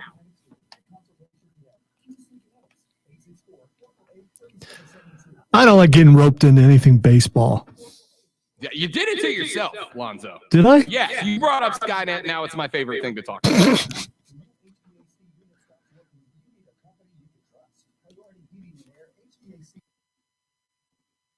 Also, about to get that edumacation on here in just a second, courtesy of Steven's comment down there.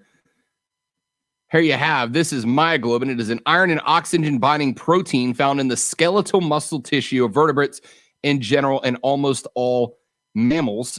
This over here, this is myoglobin, aka MB. This is the stuff. Myoglobin contains hemis pigments and pigments responsible for the color of red meat. The color that meat takes is partially determined by the degree of oxidation of the myoglobin. In fresh meat, the iron atom is in the ferrous oxidation state to an oxygen molecule. Meat cooked well done is brown because the iron atom is now in the ferric oxidation state +3, having lost an electron. If the meat has been exposed to nitrates, it will remain pink because the iron atom is bound to nitric oxide. Grilled meats can also take on a reddish pink smoke ring that comes from the heme center binding to carbon monoxide. This is where the red in red meat comes from. It's called myoglobin, and that is what spills out on your plate. All right. That brand new steak comes out. All right. As a white trash from the south side of Columbus, when I go to Ruth's Chris and I see red stuff coming out of meat, it's blood. That's what most people think. They think they didn't cook my steak well done like I asked. I don't ask for well done, but I ask for medium well, which is what most people ask for. But looks like blood. It's in your mind. You think, okay, I'm eating blood. Whether it's that word you said it was or not, it's blood. Come back. It's not, though. Nitsa. Opinions wanted. Well, opinions are like, well, say everybody has one. Call 844-GSP-ESPN. Local sports talk on The Rob Brown Show on ESPN Upstate. The Rob Brown Show back on your radio. This is ESPN Upstate. Rob, Lonzo, and you. And to the phone line, we go to welcome in a guest, a young man I had the pleasure of speaking with last week. Very excited to have him on, mainly because he is running the executive director of an organization called the First Tee here in upstate South Carolina. I had the pleasure of working with the First Tee organization back in Pensacola in the past few years before I got here. Now we'll get the pleasure of working with the First Tee here in the upstate. Michael Pius is the executive director of the First Tee in the upstate, joining us here on the Rob Brown Show and ESPN Upstate because they have got some fantastic stuff going on here in the area we're going to tell you about. Michael, my man, great to have you on the show, bud. Thanks for taking a minute. Hey, Rob. Yeah, thanks a lot for having me on. Absolutely. We've got a lot going on here. with the first tee in the Upstate. Yeah, and we're very excited to talk about it. First and foremost, and you know, it would be blasphemy, nay sacrilege for me, Michael, not to ask you. Really good weekend on the Masters. Hideki Matsuyama gets the win. Zalatoris ends up showing up late. Phenomenal run for a relative unknown after that. We talked about it earlier in the show, Michael, and as a golf guy, I think you'll agree. The magic in the Masters isn't just that it's arguably the nicest course maybe in the world. The magic in the Masters isn't just that it's a great golf course that challenges these golfers and makes them, if only for a few days, look like us shaking rocks off the tee. The magic in the Masters is that even if you're not a golf fan, we got a daggum fine good golf tournament out of it. Got to watch the cultural importance of Hideki Matsuyama out of Japan, the first green jacket heading back to Japan of all time. We had Aussies, we had Brits, we had What a great tournament we had at Augusta this weekend, Mike. Yeah. Oh, yeah. It was great. I mean, it was exactly what, Jim Nance and Nick Fowler was talking about kind of at the end there, where Hideki walking down 18 and talking about the importance of the Pan American, amateur, him being the low amateur 10 years ago, almost to the date. And then now him putting on the green jacket and seeing, the importance of diversifying our game. And that's one thing that Augusta National has been, a big part of, and over probably the past 10 years with drive, chip, and putt, and the women's amateur, the Augusta women's amateur now, and now, two from Japan winning that. It's pretty cool to see. And that's kind of, goes back to what the mission of the first tee is in creating experiences for kids to grow. And that's kind of what we do, and from all different backgrounds. And, it's makes sense because Augusta was one of our founding partners with the PGA of America and the PGA Tour and Shell Oil, all kind of, using that as their mission to make the game, more mirror our community. And that's what we're doing here locally at the First Tee. We are talking with Michael Pius, the executive director of the First Tee here in upstate South Carolina. And, I actually thought about you guys. Matsuyama was talking after his win, and he said that one of the things he hopes bringing the green jacket back to Japan would accomplish is to energize and get the young people of Japan and really all of Asia into golf, which is a similar mission for you guys. And what I loved about working with the First Tee in Pensacola, what I'm excited about working with the First Tee here in the upstate, is that it's not just about getting young people into golf, but it's about getting them to a point where they can really learn life lessons through the game. And I don't know that there is a game that will teach you more about internal monologue and discipline and teaching yourself these lessons and carrying them into life than golf will do. And when I watch that play out for the young people of Pensacola, I'm sure I'll do the same thing here in the upstate. It makes what you guys do that much more important, that much cooler.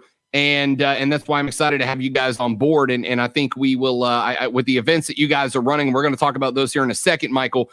This is why I've told people in the past, First Tee is an incredible organization. It's because of that work right there.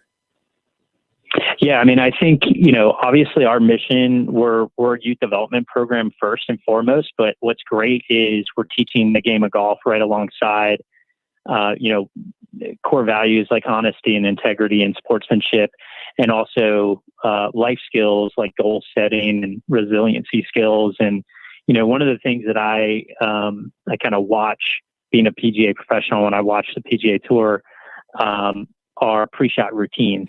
And you can see, watching the final round there, the deep breathing right before their shot and going and close, some of the players even closing their eyes and visualizing the shot. Those are things that we teach here at the First Tee and kind of the higher levels of the First Tee. It's almost like sports psychology for kids. But it not only makes them great golfers, but also great people and great leaders in our community. And that's what we're all about. And one example is one thing that we teach in the birdie level is an acronym that we call STAR. So it's stop, think, anticipate, and respond. And you can kind of see that on the tour when those those players are getting in tough situations, they're stopping, they're thinking about what type of shot that they need to hit, kind of like Jordan, on Thursday there, hitting that tree and going backwards on number 9, and ultimately triple bogey number 9. And that was the difference in him going into a playoff. But he kind of missed the anticipation part of Star there. But then he responded with a good shot up the gut and got it up there. But, ultimately triple bogeyed the hole. But, those are things that we teach, things like Star, stop, think, anticipate, respond.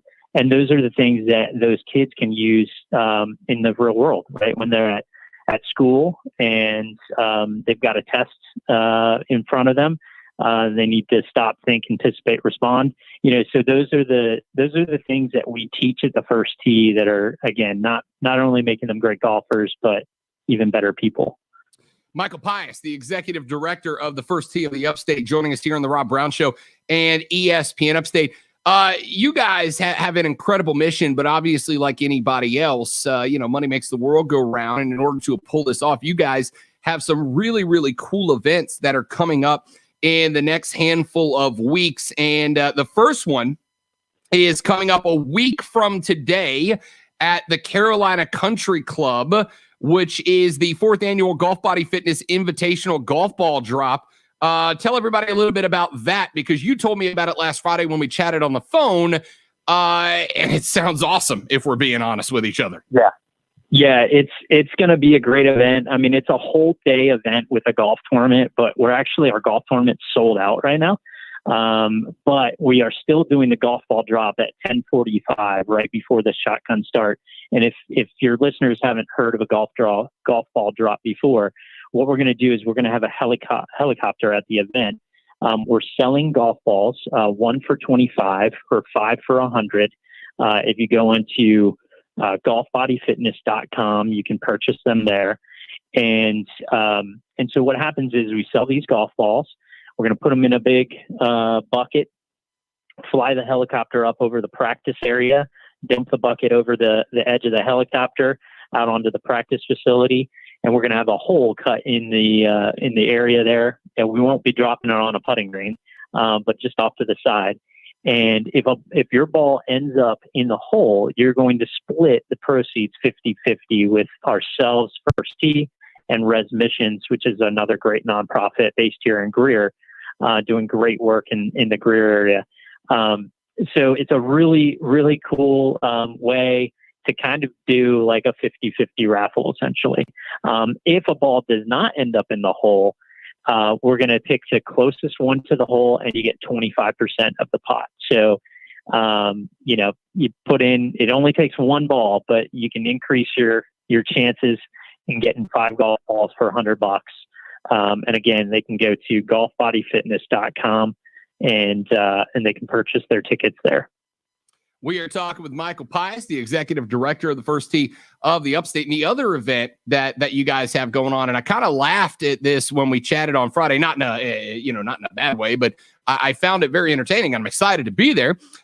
Is that you guys throw the largest Kentucky Derby viewing party in the Upstate. You watch it on the biggest television screen in the Upstate. You want to talk about a Kentucky Derby party, and you guys are doing it outside in distance and all that. Phenomenal event. Tell us a little bit about the Kentucky Derby viewing party coming up at the end of April. Yeah, so this is the 6th annual, and we've had it. It kind of started in the Greenville area.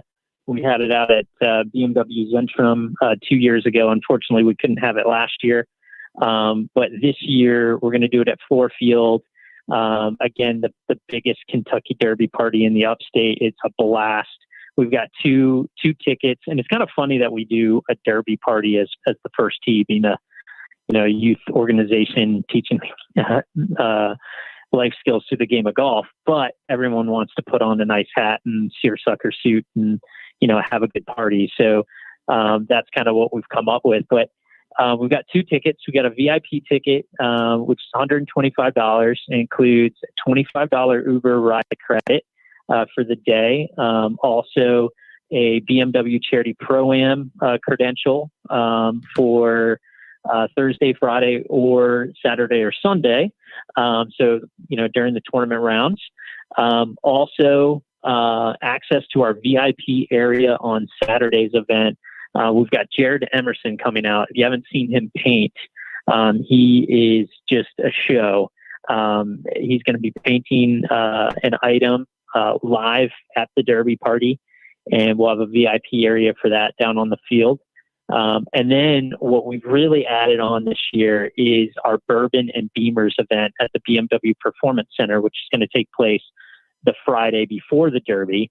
And that is a VIP only event from 5:30 to 7. So you show up at the Performance Center, you hop in an M Series BMW, and you go on a hot lap with one of the professional drivers there at the Performance Center. And then we've got Maker's Mark that has come in as a sponsor, and they're going to be doing a bourbon tasting after that. And then on top of that, we're going to have a one VIP item, which we're putting the finishing touches on a trip up to the New York area to play 4 of the top 30 courses in the country. We got Bethpage Black, we got Maidstone, we got an amazing trip to auction off that night, Friday night. And then if you can't make it and you don't want the VIP ticket, we also have the general admission ticket for Saturday, which includes all of the, fun stuff that day from 5 to 7 at Fore Field, all the mint juleps that you'd like, some great food from the chef at Fore Field. And then, like you said, we get to watch the most exciting 2 minutes in sports on the big screen on the Jumbotron. So it's going to be a great event. Michael Pius is the executive director for the First Tee of the Upstate. If you want in on the helicopter golf ball drop, you can go to golfbodyfitness.com. You can also check out firstteeupstate.org, firstteeupstate.org if you want to get more details about the drop or the Kentucky Derby watch party there at Fore Field. Michael, my man, it has been a pleasure to get to know with you. I'm looking forward to working with you further, moving on. Looking forward to both of those events over the next couple of weeks, and we'll get you back on soon to talk more about it, man. I appreciate your time, pal. Sounds good. Thanks a lot. I appreciate it. Absolutely my pleasure. Michael Pius, executive director for the First Tee of the Upstate here on the Rob Brown Show and ESPN Upstate. Quick break. When we come back here in just a minute from right this second, we got plenty more to get into, including the most exciting moment from sports all weekend long. I got that up for you next on the Rob Brown Show. It's ESPN Upstate. You're just minutes away.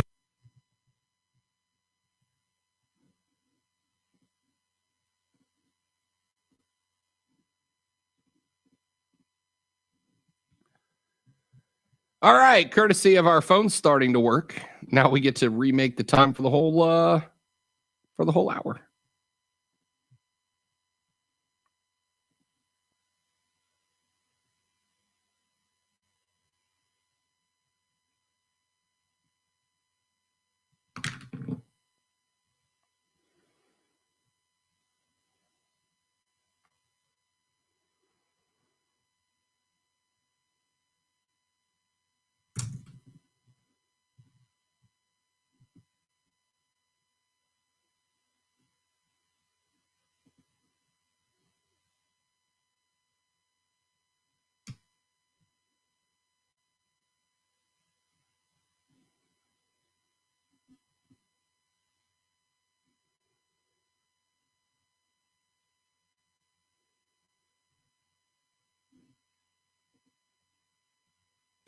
So you caught up on Falcon and Winter Soldier yet? No, I will be doing that when I get off the air. That is what I will be doing between the end of our show and coming up to produce the last hour of Mark's show. I was hoping you recalled or at least saw my email to remind you. Yeah. Yes. Okay, good. Yeah, I had to put it on my calendar. It's a good move. Well, I mean, we talked about it how long ago? It was 3 weeks ago. Yeah, so. That's why I had to put it on my calendar. Well, we could see, awesome pictures from Diesel wherever he is. I forget He where. is in New Mexico, I think. He was in a cave somewhere. He was in a cave somewhere. Which it's fitting. If you're walking by a cave and Diesel walks out, you're not going, Wow, what's that guy doing in there? You're going, yeah, You're looking at him going, he lives in there. yeah, he probably does. That guy clearly has a lantern and a tent in the back of that cave. And some sort of lab. And the question is, what is he actually cooking up? But, that's a totally different thing. See, now this is killing me because you need to watch that episode. It's a very important episode. I will watch it this afternoon, and we will have discussions tomorrow. Cool. Or tonight if you're still there when I get there. Well, let's hope that that I won't be. Because chances are, if I am, then something has gone wrong somewhere else, and I'm required to stay.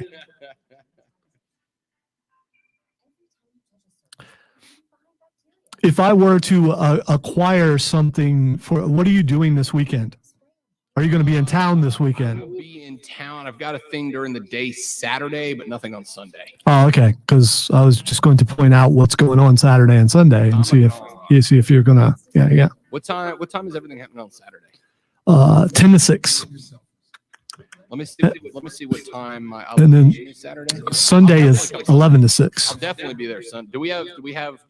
That's what I will see if I can acquire such. That's why I was asking. Definitely Sunday. I can definitely be there Sunday. I was gonna play some golf, but that sounds like more fun. Advance your auto at Advance Auto Parts and participating CarQuest locations. See store for details. Normally things are provided, but never count on it. Yeah.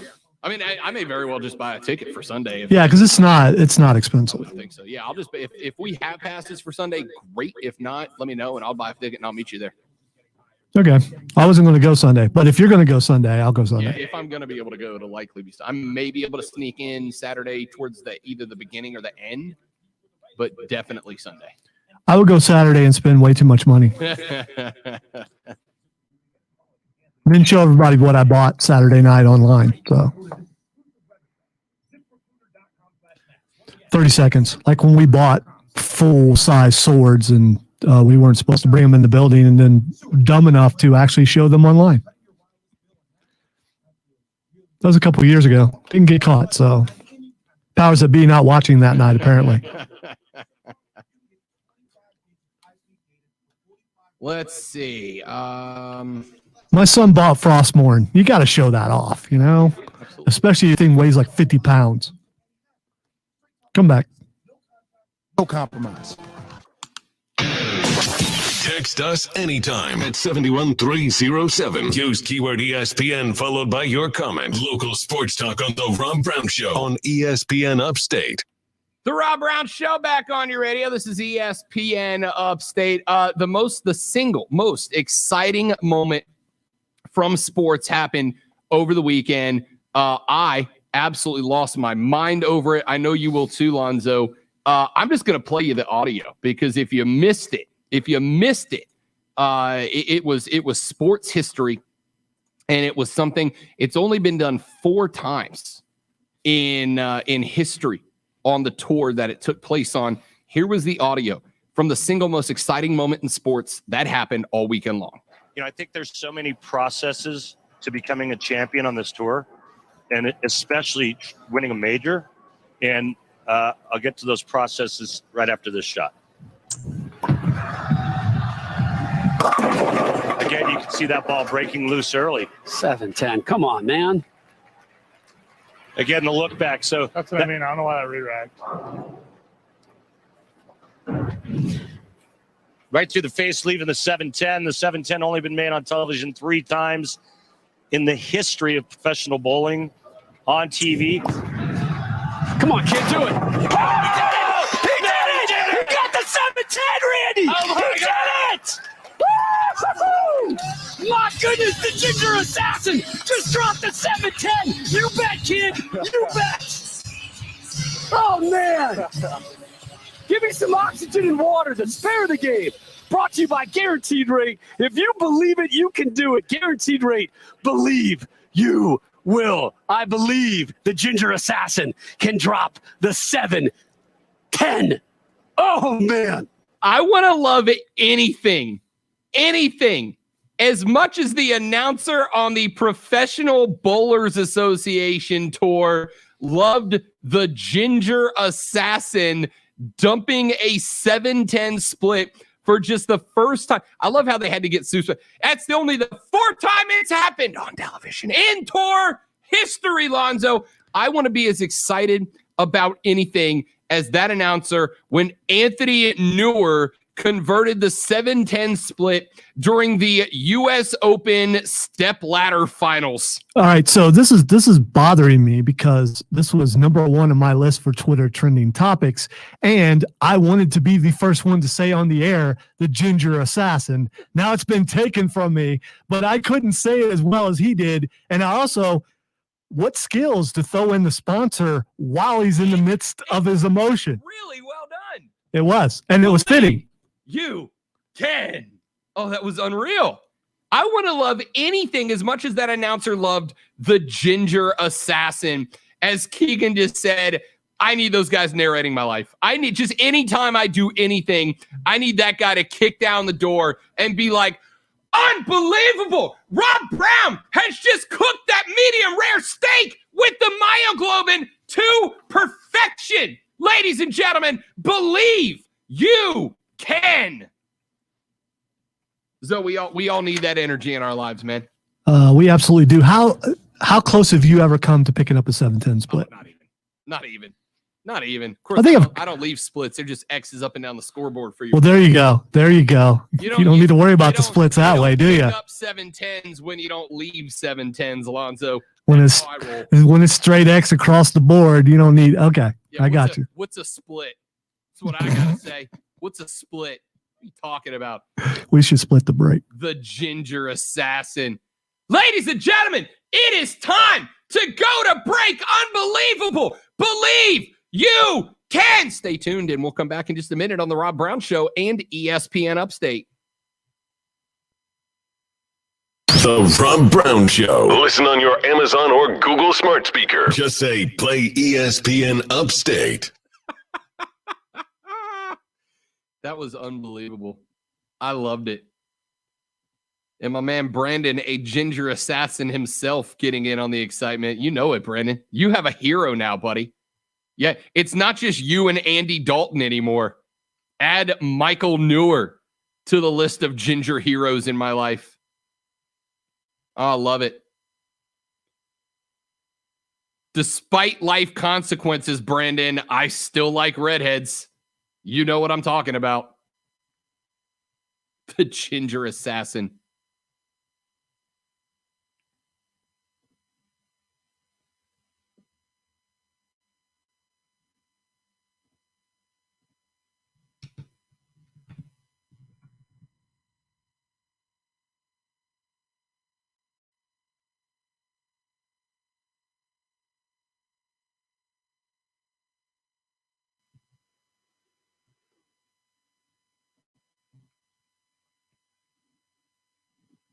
Oh, that's true. That's true. There's 4 y'all now. 4 Gingers in the game right now.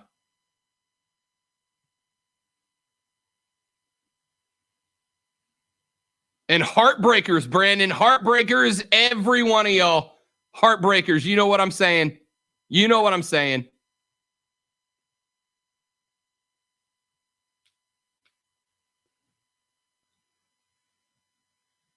For those of you on the stream who don't know, the Jacksonville X, who I've told you about, was a redhead. And yes, I know that. I still have my affinity for redheads. That's not going anywhere. You know that. Brandon's my token ginger in our group. Everybody's got to have a token ginger. Brandon's mine. I know you got a token ginger. I'm thinking. I mean, I've had gingers come in and out in various times of my life. There are ginger twins in the neighborhood, and the only thing better than one redhead is two. Yeah, So when ginger twins look at each other, what do they see? I mean, because we know that gingers are soulless. So if they look into each other's eyes, I am gonna say some gingers are soulless. One specifically, Brandon down here is one of the best people I know in the world. He is the exception to that rule. I need to look up where in the world did that come from? It has to be a really, really old thing. Why do I'm taking the guess before I look it up? So the guess is going to be that having red hair was one of the many things that got you labeled as a witch and burned at a stake years ago. I think it goes back further than that, but I don't know. Let's see. Okay, here it is. According to Quora.com, whatever that is. It comes from it's like an answers page. It's like a okay. kind of deal. According to Russell James, who is a professor at the University of Minnesota, it traces back to the Middle Ages in Europe, when so redheads predominantly come from obviously the Irish, the area of the Celts and the Scots, and the Celts and the Scots would invade other portions of England and burn down churches and attack Christian areas, and they were pagan, and they would attack churches in areas that had little defenses, and so the churchgoers of that area would then declare that the gingers have no souls because of the fact that they would burn down churches and kill Christians, and they were pagans, and that's where that comes from. So it was further back than the witch trials. Yes. Yes, it goes back to like Viking days. So people like Seamus were, yeah, okay. Yes. It was because my ancestors were heathens and barbarians, Lonzo. That's why. My wife is also Irish, so yeah. I actually carry. This is funny. I actually carry the gene for having red hair. So if I was to breed, there is a greater than 0 chance that I would give rise to a ginger.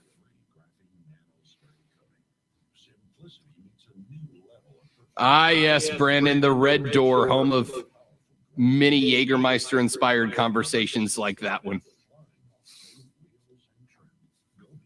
1 minute.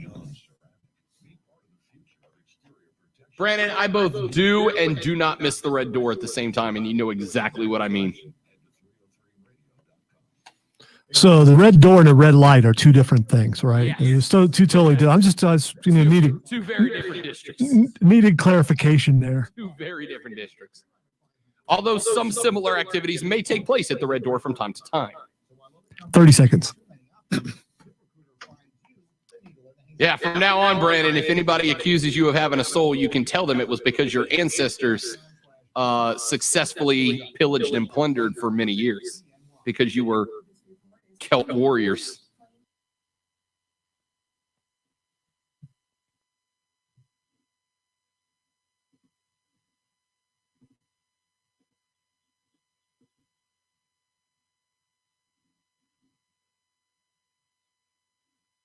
Join the Rob Brown Lockdown on Twitter. Tweet at The Rob Brown Show on the Upstate Sports Leader, ESPN Upstate. The Rob Brown Show, wrapping up our numero dos right here on ESPN Upstate. Quick check of the Twitter device, the text line, 71307. Sorry, text at ESPN. At ESPN, I understand he was not safe, but how many dozens of times per week does a shortstop turn a double play when his foot does not hit second base, but goes over the top of the bag, and that works as an out? I think both need to touch the base. Yes, that's what I'm saying. Guys are getting called out when they are not out, and it's not okay. Ladies and gentlemen, that is exactly the point, and it's so easily freaking fixable. It so is. Just put a 5,000 frame per second camera, point it at every bag, and leave it there. That's all you need. Oh, well, that's not true. The other thing you need is baseball needs to get umpires off of the replay system. It needs to get umpires off the replay system. If an umpire is the one who is deciding whether an umpire is safe or is correct or incorrect, Zoe, you ever heard the old phrase, we have investigated ourselves thoroughly and found that we did nothing wrong? It's a long-standing joke. It's very accurate, though. Yes. If you leave the entity that is responsible for the mistake in charge of researching whether or not there was a mistake, more often than not, they are going to find that they didn't make a mistake. Get umpires off a replay, and it'll work. It's not that hard. Baseball, Rob Manfred, you freaking clown. Here's your chance to win $1,000 in the $1,000 cash dash on ESPN Upstate. Your keyword for this upcoming hour is treat. T-R-E-A-T, treat. You're going to text that word to 72881, 72881, powered by BetQL. Let BetQL's proven data and analytics help you become a better. Download the BetQL app today. This is a national contest. Text and data rates may apply. Text treat, T-R-E-A-T, to 72881 for your chance to win $1,000 in the $1,000 cash dash on ESPN Upstate. Coming up in the final hour of the show at 2:20, Savannah Leigh from the Brunswick News joins us to break down the Masters. Plus, Zion Williamson is the future, y'all, because he's doing something that is unbelievable. I'll tell you what that is next on the Rob Brown Show and ESPN Upstate. ESPN Upstate, WYRD Greenville, All right, grabbing a beverage. I shall return very briefly, ladies and gentlemen. Stay tuned.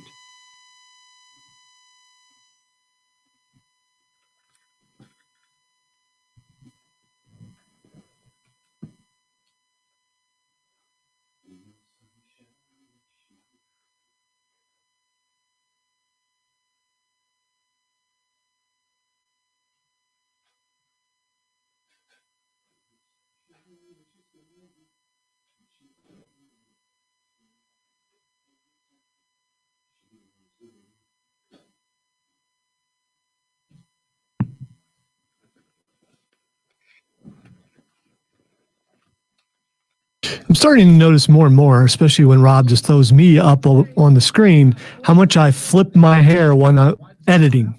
Just because I'm having to look at 5 different screens.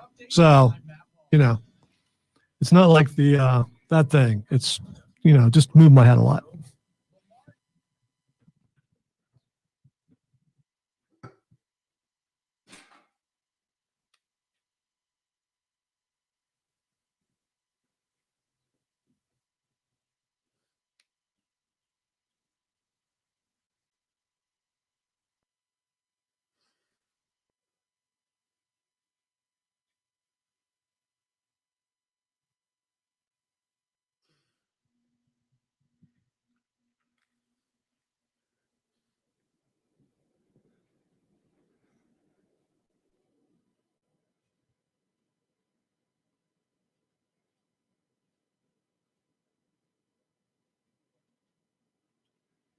And we're back. Were you talking about how much you flip your hair? Is that what you said? Yeah, when I'm editing, just out of the corner of my eye, I noticed because I'm looking at all the screens at once, and there's more flipping going on now because it's a little bit shorter. But yeah, and it's like I'm sure people think I'm ditzy, but I'm not. At least I don't think so. If you are ditzy, do you know? I don't know if you do. Like for sure. You have a Harley Davidson in the first break. Speaking of my ginger, Brandon is in the group of men with phenomenal floor length hair. So you are not alone. Rock and roll. I'm growing mine out. I haven't decided how long I'm going to go. Warning. And check this out. For an official Rob Brown lockdown. Be hard to catch me at any time. Being real. Yeah. Real, unfiltered sports talk manufactured locally for the Carolinas. Lockdown. This is the Rob Brown Show. Yeah. Only on ESPN. ESPN Upstate. Hour number 3 of the Rob Brown Show rolls on right now. This is ESPN Upstate. Hello, Upstate South Carolina. It's so good to be back with you on a Monday afternoon. I am Rob Brown, the great one. Hashtag DadKicks. Lonzo at the controls this afternoon. Phone lines are back up and working. 844-477-13 3776. 844-GSP. ESPN is the number to be a part of the program. Text us at 71307, 71307. Start your text with ESPN so we can read it on the air. Texter says, something else I heard on another show this morning, the replay guy doesn't want to show up the on-field ump. If the ump isn't going to do his job, then he needs to find a different profession. Yes, this whole thing of, well, the replay ump doesn't want to make the field ump look bad. Well, then get him the hell out of that spot, because that's literally his job. His job is literally to point out when the on-field umpire is wrong. And I'm not mad at on-field umpires being wrong in super close calls. It happens. I am in the Braves-Philly game last night because it was clear and evident in real time that Alec Bohm never touched the dish.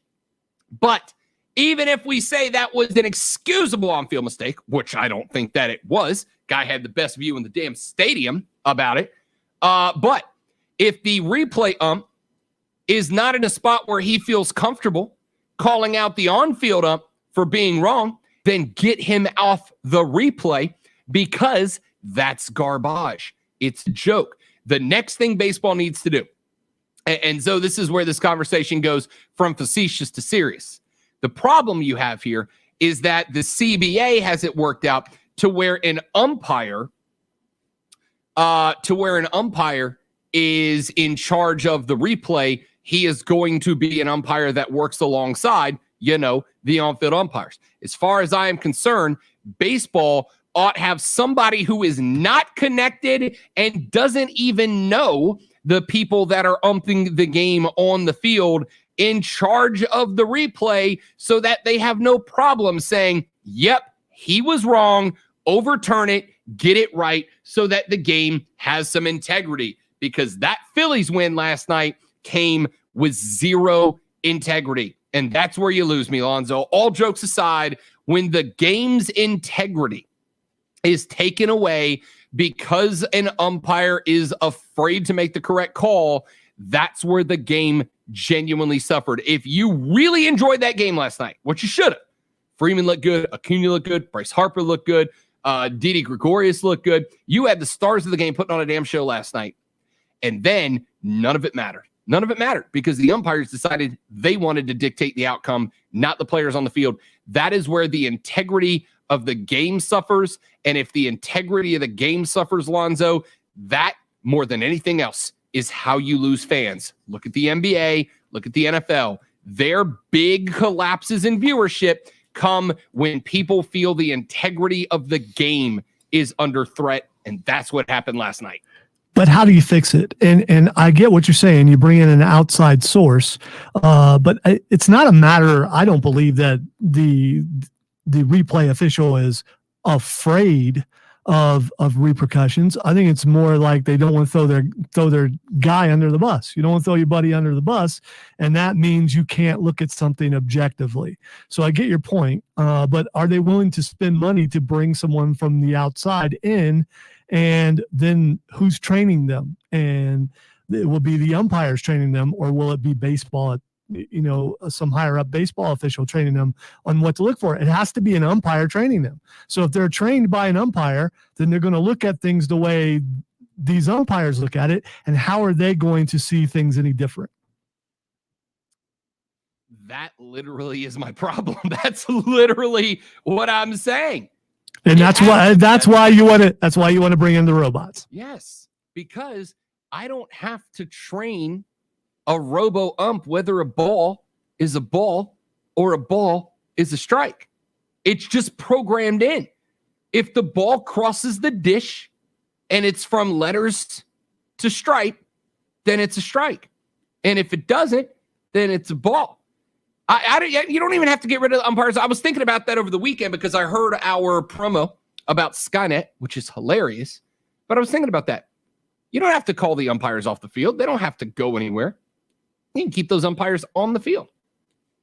If the umpire is holding a little digital device, and if it buzzes once, he calls a strike, and if it buzzes twice, it's called a ball, and he can keep his eyes on the dish, and he can even ring up safe or out.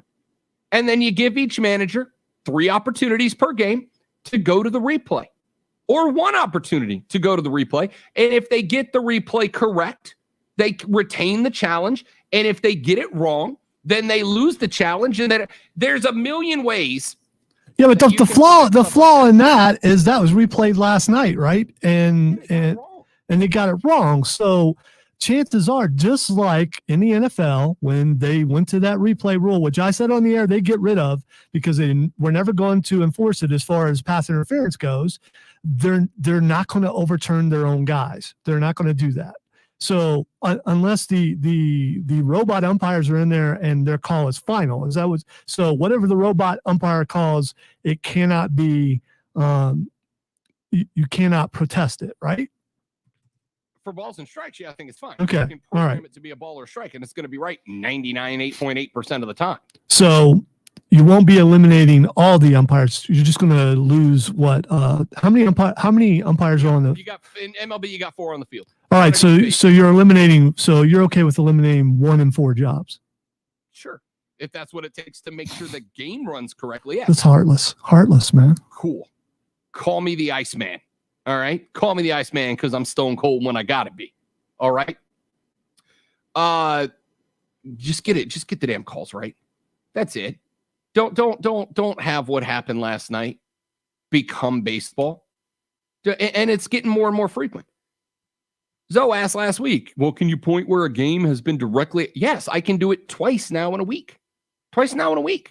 And both of them, by the way, Zoe, both of those games were National League East games, which means that as of now, there are 2 results in a playoff race in a very competitive division. 2 results were the Mets, a team that I expect to be hunting down an NL East championship at the end of the year, and the Braves, a team that I expect to be hunting down an NL East championship at the end of the year. Both now have an L on the record that they don't deserve. Excuse me, the Nats. Both now have an L on the record they don't deserve. And the Phillies and the Mets both now have a dub on the record that they don't deserve. Well, I got to tell you, if the NL East is as tight of a race as I expect it to be down the stretch heading into pennant time, and the NL East comes out, what happens at the end of the year if the Atlanta Braves miss out on the NL East pennant by half a game to the Philadelphia Phillies? Then we can point back to April 11th, 2021, and I will be able to say, Lonzo, remember when we had that funny argument about Skynet because the Phillies got a clear replay call in their favor and they won the game? Well, there's your half game, and the Braves are missing out on a pennant because of the Philadelphia Phillies getting a dub. That then, I'm not saying the Braves would have won that game. It's still a 6-6 game at that point. I'm not saying they would have won, but I'm saying they deserve to win or lose the game, not the umpires. So any of the other games that they just flat out lose, those won't be the ones that cost them. It would just be this particular game that will cost them. Same argument. I had a dude last night on the Twitters. That said, well, there were 7 or 8. The Braves shouldn't have given up the lead. The Braves should have had this error. The Braves should have. Yeah, and that's all well and good. But see, here's the thing. They made all those mistakes and still played well enough to win the game. That's a bad argument. Just because of the fact that they had a 3-run lead and gave it away doesn't mean that they deserve to lose the game by an umpire. They still played well enough to win the game. I go back to that Saints-Rams game from a few years ago. Yes, the Saints had a lead. Yes, the Saints blew the lead. Yes, the Saints gave the Rams the opportunity to score late in the game and take the lead. But does that mean that they deserved to lose because of a blown pass interference call? No, it's not what it means. They still did, even if they weren't perfect, they still did enough to win the game, and they did not dictate whether that was an L or a W stuck on the record. The umpire did. The referee did. Last night, the Phillies didn't do enough to win. They didn't do enough to win. They got gifted a dub by a dude in a blue polo shirt. The Braves didn't do enough to lose. They got handed the L by a dude in a blue polo shirt who does not play the game. That is my problem. That's where I have a problem. And again, if the Braves miss hosting a playoff series by half a game to the Phils at the end of the year, I'm going to point back to today. I'm going to pull this segment from April 12th, 2021, and we're just going to listen to it on a loop for an entire 3 hours. about how Rob Manfred could fix this problem with 2 phone calls and refuses to do it because we don't want to hurt the poor widow umpire's feelings, do we? We don't want to hurt their little snowflake feelings. Get out of here with that weak garbage. I don't give a damn if Angel Hernandez's feelings are hurt. If you don't want your feelings hurt, get the calls right. It's not that tough. Quick break. I'm in a great mood, Lonzo. How's your Monday going, buddy? I'm alive, man. You can't hurt me. Savannah Leigh from the Brunswick News, our PG Insider, joins us next to talk a little Masters. Then we'll break down WrestleMania's final results. After that, Twitter trending topics to wrap it up on the Rob Brown Show. Rob Lonzo, this is ESPN Upstate. Harley Davidson. Yep. The Rob Brown Show. Listen on your phone everywhere on the radio.com app. Download the app and make ESPN Upstate a favorite for 24/7 real, unfiltered sports talk. Coming up this Saturday, 30 Chrome Drive, Greenville, Harley Davidson, Blackstone Cherry will be playing an outside spring concert at HD of Greenville. It is a free show, no tickets needed, starts at 7 o'clock. They will be joined by special guest Small Town Titans. You're going to want to check it out. It's going to be a phenomenal show on Saturday, 7 o'clock at 30 Chrome Drive, Harley Davidson of Greenville. No tickets necessary, free concert. Food and drinks will be available for concert or for purchase. And while you're there, check out the most beautiful showroom in the entire Southeast, Harley Davidson of Greenville. I've been to Harley shops around the country. My dad was a Harley guy. I have been riding for the past 4 years. I have been to many Harley shops, and Harley Davidson of Greenville has the best looking one in the Southeast. It's an absolutely gorgeous showroom. The brand new 2021 models are on the floor with the all new paint colors, the all new finishes, all the new bells and whistles, and their secondary showroom for their pre-owned inventory, the largest pre-owned inventory collection in the upstate. Over 180 pre-owned models available to and for you. So go see Blackstone Cherry, go see the Small Town Titans, go see the new 2021 inventory, go check out the pre-owned inventory, get yourself on the back of a piece of Americana by getting yourself a Harley from Harley Davidson of Greenville. Check out the entire inventory online at upstateharley.com, or go visit their showroom at 30 Chrome Drive in Greenville. It is Harley Davidson of Greenville. AutomotiveMap.com presents your ES. I don't know if it's coincidence or not, but up here on my Facebook page, suddenly the best polo ever advertisements are showing up. The best polo. So Skynet's listening, Zoe. they're listening. Absolutely. Send me that phone number. Yep, doing it right now.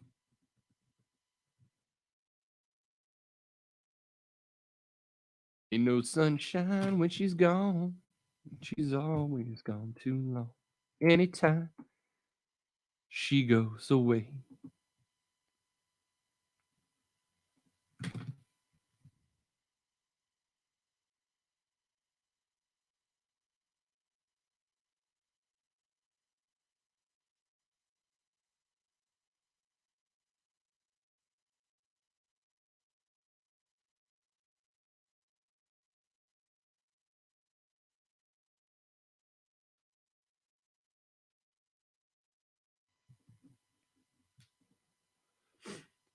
Have you watched any of the Broken Skulls with Jericho yet? No, I'm watching that one. I was gonna watch it last night after WrestleMania, after WrestleMania last night, but then I was tired and I went to bed. Yeah, I watched like the first hour of it this morning. You know it's going to be good. I mean, it definitely is. I learned some things. I saw some of the quotes from Jericho, including when he said. One thing we loved about Undertaker was that he never said he was the leader of the locker room, and we respect that. And I'm not saying that I'm the leader of the locker room, but I'm the leader of the locker room. Like, it's so Jericho, it hurts.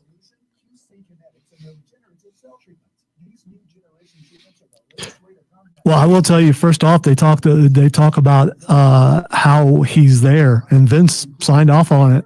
Thought it would be great. So, of course, he would have to in order for him to be there. So. But so far, there's nothing disparaging about WWE, and I didn't think there would be. No, they're not going to. No, they're not going to do that. They would cut that out if he.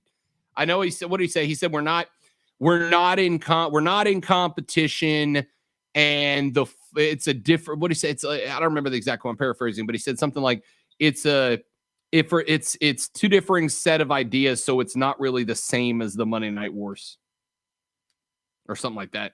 I will say, and we'll see when you watch, if you catch, he confirms some of the complaints that I have about AEW and how they are the basis of how they put the thing together. And it has gotten better, and I'm sure it will continue to improve. And as far as the audience they're going after and all that kind of stuff is everything that I've said and you've gotten mad at me about. So we'll see if you notice that or not. I don't get mad at you, Lonzo. And I'm strictly looking at it, well, not strictly, but mostly from a business standpoint. And the business model is a good model, but eventually they will have to expand or it's going to stagnate.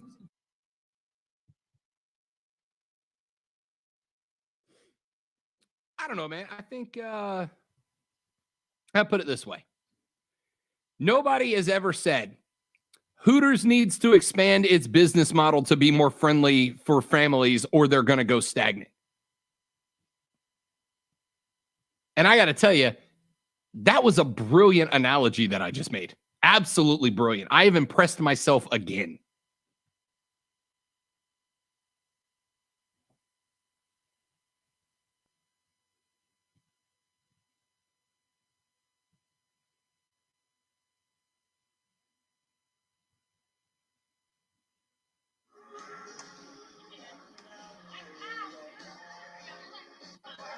Even though I was getting the guest on the line, I did hear your analogy, and it was brilliant. One of your best ever. Yes, it was. Thank you very much. In our short time working together. Thank you very much.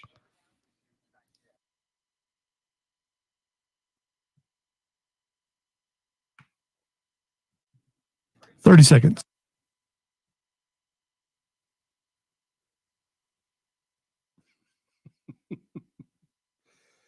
I agree. There is nothing not family friendly about Hooters. Just tank tops and shorts. What are you afraid of?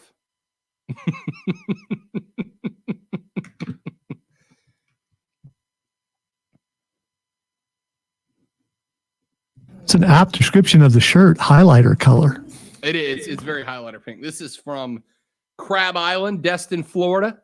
Unfiltered sports talk brewed locally. Oh my God, a hipster! Bring him a microbrew, quick! This is the Rob Brown Show on ESPN Upstate. Hideki Matsuyama brings the green jacket back to Japan. Plenty of incredible Japanese golfers over the years, but Hideki Matsuyama is the first to score a green jacket. A phenomenal Sunday, and to break down the Masters in the rear view mirror, we go now to the phone lines and welcome in from the Brunswick News, a fan of, or a friend of mine, who I am a fan of, Miss Savannah Leigh, our PGA Tour insider, joining us here on the Rob Brown Show and ESPN Upstate. Savannah, I kind of want to do the Masters again this weekend. Do you think we could just convince everybody stick around? Let's do it one more time. Please, because I'm already sad. Like I'm counting down the days until I have the RSM Classic here in the Brunswick Isles, but like the Golden Mounts. But I wish we could do the Masters all over again. Someone tweeted like, "Can we do it every 6 months?" That seems pretty good for me, and I have to agree. I'm down for a fall and spring Masters That was incredible, and one of the things that I loved about it, and maybe this is just me, Savannah, but the longer we play, I mean, we talked about on Thursday how there was a little brown to the greens that we weren't used to. Reports from Augusta were that the ball was rolling and bouncing incredibly, reacting to the greens very harshly. And there was a part of me on Sunday, we had a little socially distanced Masters party, and I was talking with a buddy of mine about it, and I said it almost seemed to me, with as many guys that were playing out of the thick stuff, which seemed a little longer than usual. The greens were, we saw plenty of guys putting balls off the green into the water. it almost kind of seemed like the folks at Augusta put a middle finger up to the tour guys that complained about how Augusta wasn't all that tough in the fall. And damn if it didn't make for an entertaining Sunday. I think so. I mean, that right down the stretch, 16 or 15, 16, and 17, it could have gone any which way between Xander and Hideki. And Hideki thankfully hung on, and we got all that awesomeness from him celebrating and the whole bowing, his caddy bowing. I absolutely love that. But yeah, I think Augusta National just said, you know what, guys, try this.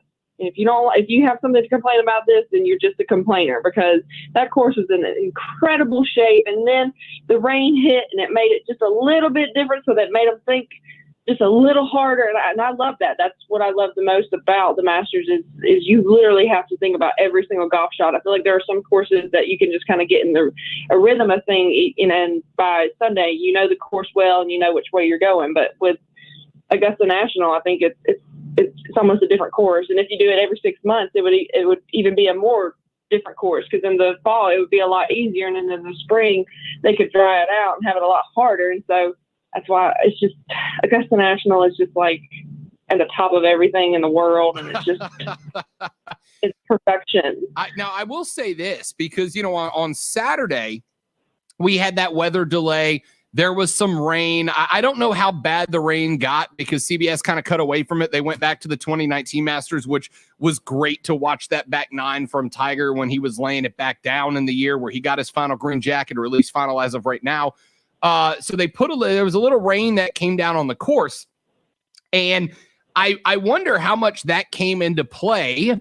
Phil was having a really good day on Saturday, but that was before the rain. I wondered if that rain on Saturday late afternoon didn't kind of help the golfers out a little bit on Sunday, because Sunday didn't seem quite as extreme. We did still see Xander putt off and end up with that triple on 16 that cost him contention.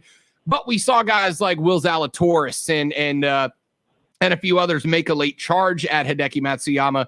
I got to think that they kind of got bailed out by that Saturday rain shower a little bit. I think the rain actually helped the course, take in a little bit of moisture, which gave them a little bit more of a challenge that late round. And I think Hideki handled it incredibly. He came out, I think he said he was sitting in his car scrolling through Facebook or some kind of social media or something. And then he came out guns blazing, and he just handled that course like it was nobody's business. And I don't necessarily know. It might have carried over into Sunday. I don't know how much they dried it out overnight, or if they turned any of the airifications or whatever that they use out there are. But I thought sometimes the guys thought it was going to roll a little bit further, because it had done that, earlier in the week, and then it kind of came up short. Will Zalatoris had a couple just like that. And just to think, if those actually fell in, we possibly could have had a playoff. And so I think that goes back to me talking about how different it is, and how just a little bit of rain. I think, we got hit pretty hard down here in the Golden Isles, so I don't know how much of it trailed up to Augusta, but it rained a good chunk. And so it definitely made a difference, in my opinion. Yeah, we've got a listener, our buddy Brandon from down in Florida, chiming in here on our live stream saying, looked to him like the greens slowed down after the rain. There were a lot, and I noticed this as well. A lot of putts some that were rolling off the green on Thursday, Friday, and early Saturday started coming up a foot short or two on late Saturday and on Sunday. And I think it was because of that rain. But I think that's one of the things that makes the Masters especially, but really golf in general at the professional level so much fun, is that any given environmental change can change the way that Augusta National plays. And to me, it made Sunday that much more fun and that much more competitive. Oh, I agree, because, I didn't really necessarily know how the course was going to play. And, it also comes into play is how good Hideki's nerves were. And if we found out he had nerves of steel, even when he, had a slip up down the stretch a little bit, he rallied and made sure he didn't have any more mistakes. And like I said, you have to be able to think every single time you get on that course, every single hole, you're having to think about it and making sure you're hitting it in certain places. If you don't hit it in that certain place, then you have to make sure you're hitting a different kind of shot. I love Augusta, because I feel like that's what golf is all about. It's being artistic with your golf shots. It's being artistic with how you have to putt things, and throwing a little weather in there just makes it a little more interesting. And without the big cat on Sunday, I felt like it was just what we needed to kind of have that, kind of feel, not of knowing, and then the drama down the stretch, it all just kind of played in together, and I really enjoyed it. Savannah Leigh from the Brunswick News, our PGA Tour insider, joining us here on the Rob Brown Show and ESPN Upstate.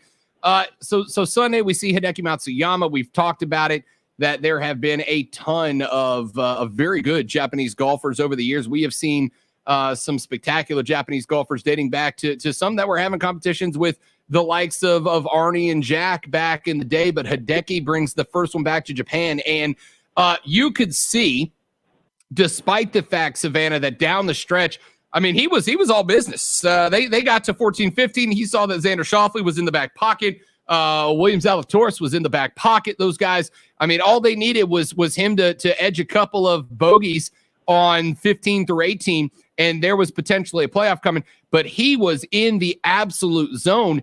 But when he got off of 18, and you mentioned his caddy taking the bow to Augusta, which I thought was an incredible moment, and he got that green jacket on, you could see the emotion that makes Augusta the very special tournament that it is.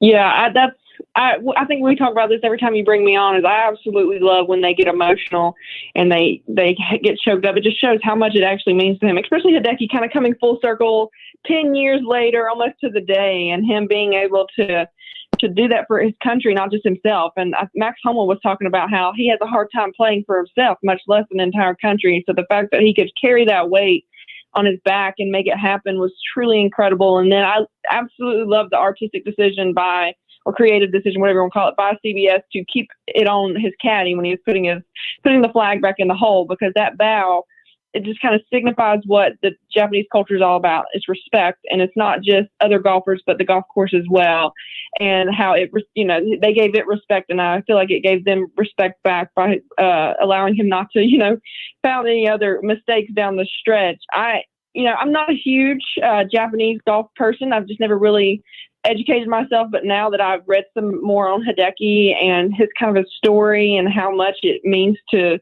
Japan and global golf now, I am absolutely a ginormous fan, and I love what it's going to do, because all it is going to do is grow the game even more. And that's kind of what I've been enjoying learning in the last 2 years, is how much people are trying to grow the game. And now it's going to be growing globally, not just here in the Americas.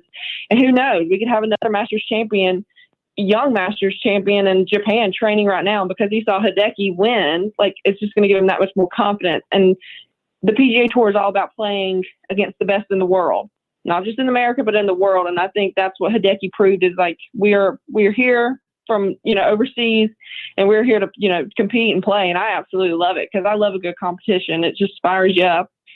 Yeah, he mentioned in the post-round presser that he was hoping to kind of do for Japan and for East Asia what Tiger did in his prime, and inspire another generation of kids to get involved and to take to golf courses and find that love for the sport the way that I did because of Tiger Woods years ago, the way that so many of us did. Mm-hmm. I know you've mentioned that you're in that group as well, but I think that's very well said, because, get on Sunday and we're looking at an American, we're looking at an Aussie and Leishman, we're looking at, Justin Rose took a 4-stroke lead into Saturday, a Brit. I mean, we have folks from around the world who show up and show out for this tournament and what it means. And it shows me that not only is golf one of the most important games globally, culturally, but that there is absolutely a future of young people from around the world who want to carry on that tradition. And Augusta helped once again continue that build yesterday.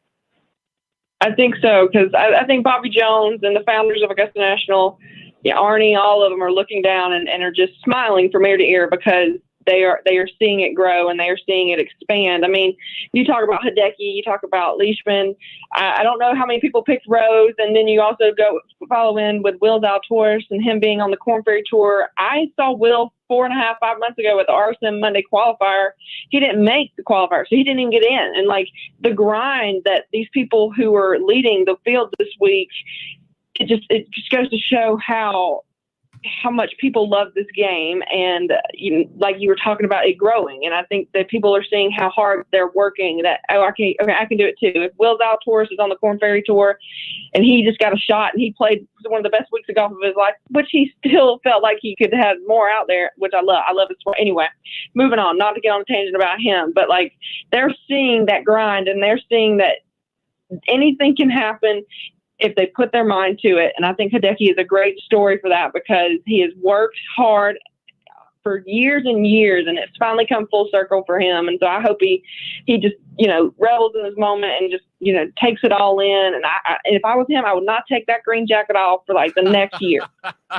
Yeah. And for those of you who don't know, the winners at Augusta, they get to hold on to their green jacket for 1 year or until the next tournament. I think DJ got shortchanged. I think he was only able to, he had to bring his back after 5 months. But Hideki will wear his outside the club for a year. Then it gets stored in his locker at Augusta moving forward in the champions locker room. Savannah, overall, I thought phenomenal tournament. I thought it was exactly what golf needed. I think exactly what we needed as a well, I say a nation, but really as a global golf community coming out of the pandemic, to have that event go off as smooth as it did. Patrons back on the course. It was not the enormous, overwhelming crowds that we're used to, but on Sunday, I mean, there was a hefty amount of people wrapped around 18 as Matsuyama made his walk down the fairway towards his green jacket. Overall, I thought it was phenomenal. Final thoughts on what we saw out of Augusta this weekend from you? I absolutely loved it. I think everybody, you're exactly right. It's what this nation and what this entire world needed. We all needed to come together. And who would have thought that it would have been a golf tournament in Augusta, Georgia to do that? But Tokyo was watching, and children at 8 o'clock in the morning were watching him win before they go to school. And then you have the ones here watching in the afternoon. Like, I don't think it matters where you were on Sunday. If you were a golf fan, you were glued to the TV, and that's what it's about. And I thoroughly enjoyed the tournament. I didn't know how it was going to be without Tiger. It felt weird all throughout Sunday. I was like, I'm waiting to see that red shirt and waiting to see that red shirt. But at the end of the day, it was a tournament that was needed. It was a tournament that went off without a hitch. And I think we saw a bunch of guys prove that there's some forces, and that there's a lot of good golf to come in the next few months. I wish we could have another one in 6 months in April or in November again, because I just think that's what the atmosphere around the Masters does to people. It brings them together. It makes people want to be around each other and cheer regardless of what country that golfer is from. And the fact that he got as big of a roar as he did from the patrons that stayed Sunday just goes to show you how much sports is crucial to this country and to this world, and how much it just feels so good to hear that. And regardless of what country he's from, he got that roar, and I think that's probably what kind of set him over the edge. I know it was winning too, but like being able to acceptance from a bunch of Americans, I mean, that's got to be the ultimate like compliment and respect as well. So I have no complaints outside of a few fashion choices, but we won't go there. I absolutely love the 2021 Masters, and we already count like 364, 363 days left. A lot of tournaments between here and Augusta, but I'd be lying to you to tell you that I wasn't ready for the next Masters. Savannah Leigh joining us here on the Rob Brown Show on ESPN Upstate. Follow her on Twitter at SportsGirlSL, at SportsGirlSL. A must follow if you are a golf fan. Savannah, it was a phenomenal weekend. Enjoyed it very much. A couple of weeks away from the next big tournament. We got our next major just around the corner, so we'll be talking to you again real soon. Awesome. Can't wait. Thanks, Rob. Always. Savannah Leigh, take it away. She's in the process of moving right now, and took away from, I don't know when's the last time I've moved like 4 times in the last 2 years. It sucks. It's the worst. And she took time out of that day to come on and join us. Appreciate it very much. Quick break. Back after this. Very quick rundown of night number 2 of WrestleMania, then Twitter trending topics. The Rob Brown Show's on your radio. It's ESPN Upstate. You're ready? Get that texting.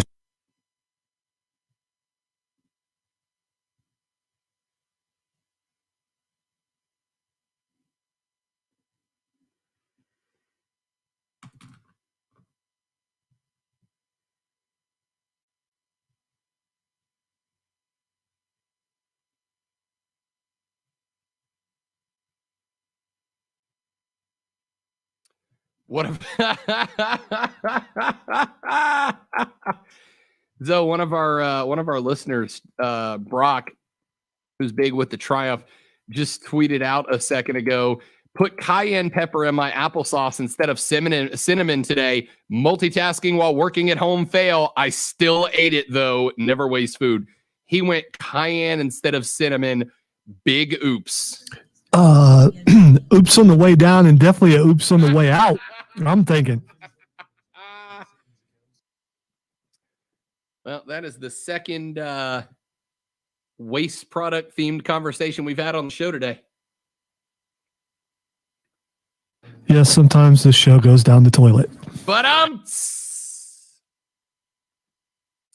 yes, indeed. As I was saying, though, that was conversation number 2.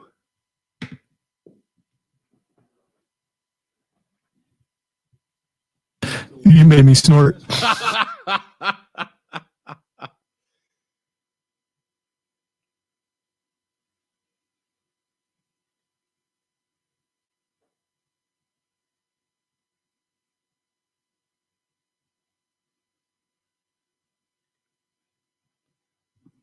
Gotta hope my mom's not watching the stream today. I would like to say that the potty humor has been tastefully done today. Yes, indeed. Could definitely go a different direction, even further.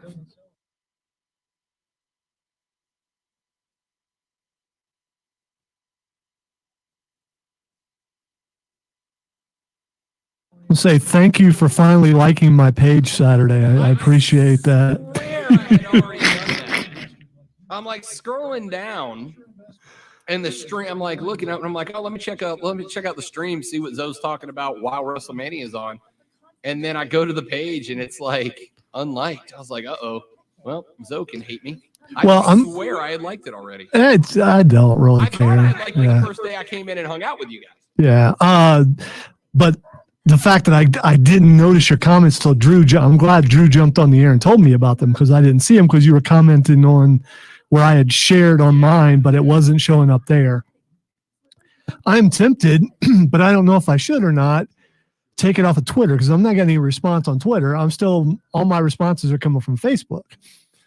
But I don't know if people are, but I'm also starting to get I got some people from Georgia last Saturday, and which is unusual, and it's there are nerds everywhere, not just in this area. So that was pretty cool.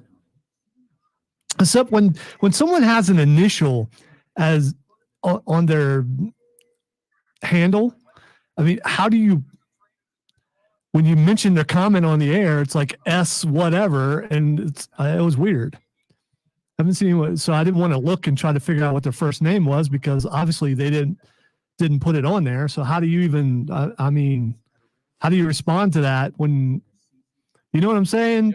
It was an S, then their middle name, then their last name. So I don't know how to cut this. Should I just say this person commented? I want to give them credit for their comment, but I don't want to call them S, because if you say it wrong, it may sound like something totally different. I think if somebody, my understanding is if somebody does it that way, then that name, the letter is what they consider their first name. Or okay. Or like me, maybe. Like F. Scott Fitzgerald. Yeah, okay.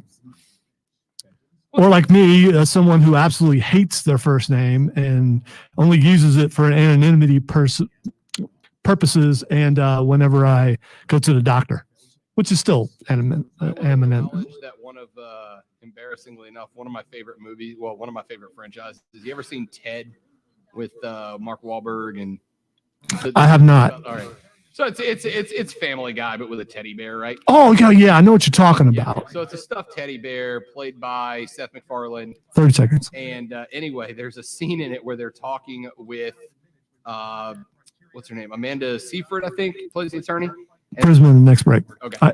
And they're talking about F. Scott Fitzgerald, and she's like, the author F. Scott, and the teddy bear's like, what did Scott Fitzgerald do to you? She's like, what? So yeah, he said F. Scott Fitzgerald. What did Scott Fitzgerald do to you? That cracked me up. Sports Talk every weekday noon to 3. This is the Rob Brown Show on ESPN Upstate. The Rob Brown Show rolls on. It's ESPN Upstate. So real quick, and we're going to get more in depth in this as the week progresses. But I will put it very simply. Night number 1 of WrestleMania was fantastic. Sasha Banks and Bianca Belair did exactly what I thought that they would do and put on a heck of a show. That hair whip from Bianca was freaking devastating.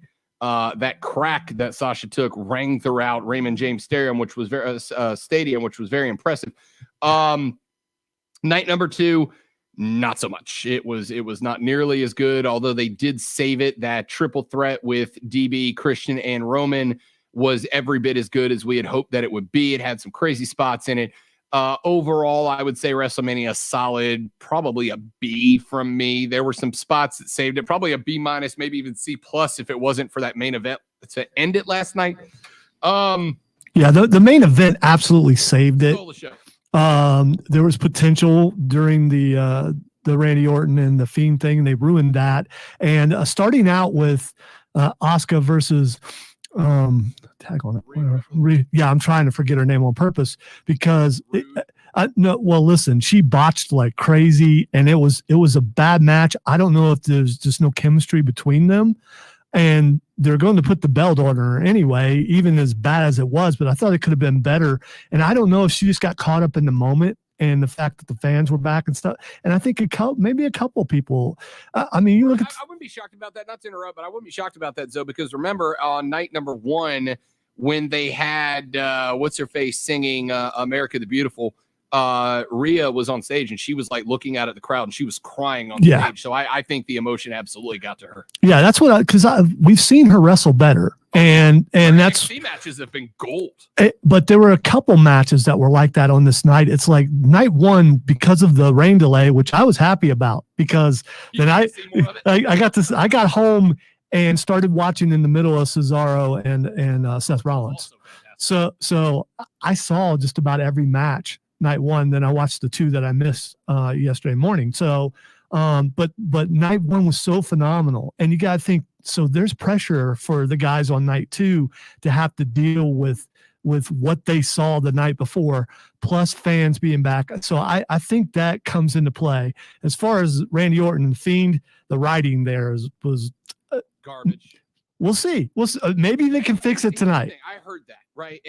And I get it. And I'll even go so far as to say that I think there's a potential for a phenomenal story to be told there about it was pretty creepy. She was pretty creepy. It was. And the stuff coming out of the crowd. I mean, look, visually, it was incredible. I had no issue with the direction that they might go. They may even tell a good story, but you don't do it that way, right? You don't spend 5 months building up the return of the Fiend as this invincible 80s slasher bad guy monster to then have him eat an RKO and lose. All right. Even if you have the best story WWE's ever told lined up for him and Alexa moving forward, cool.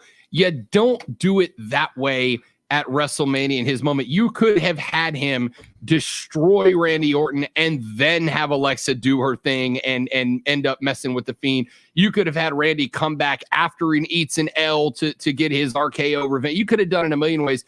WrestleMania is supposed to be the bookend, so it's supposed to be the moment where the story hits its crescendo, and instead you're like, hey, remember that whole thing about Randy Orton and the Fiend? It was really irrelevant because now Alexa bleeds from her head. Cool. Well, there's a couple things. For one thing, did you notice that Backlash is now called WrestleMania Backlash? Yes. And maybe that has something to do with it. And the fans booed. As they should. Yeah. Booed. Yeah. I was by myself on my couch and I audibly booed the TV. And they cut it off real quick and went it's like, and they should have booed. They absolutely should have, enduring and waiting to see a storyline paid off. And that's what you got. Whereas the visuals, you know what it was though? It was Game of Thrones season 8. That's what it was. You spent all this time getting me invested in this story with a character I'm genuinely intrigued by. And then at the end, you just have him go, nah, shank the main character and end it. It was Game of Thrones season 8 bad. But one thing, speaking of fans, one thing that I noticed, and my daughter mentioned this too, you catch yourself watching the fans and not watching the matches because it's so cool to see fans back there.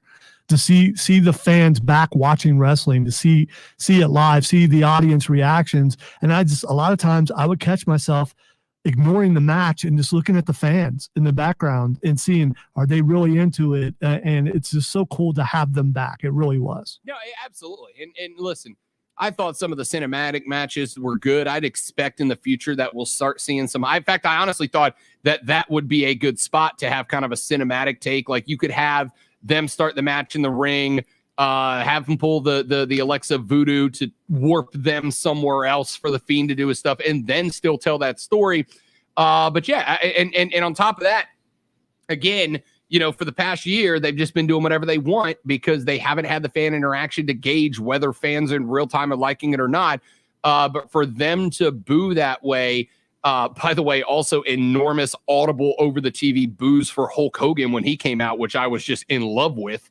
I'm hoping that maybe it'll kind of push for some different decisions to be made. But I was. He looked good as a pirate, though. He shouldn't have. He looked good as a pirate. He looked good. Titus looked excellent as a pirate. Well, I can't even tell my favorite joke from the night, but it was very funny.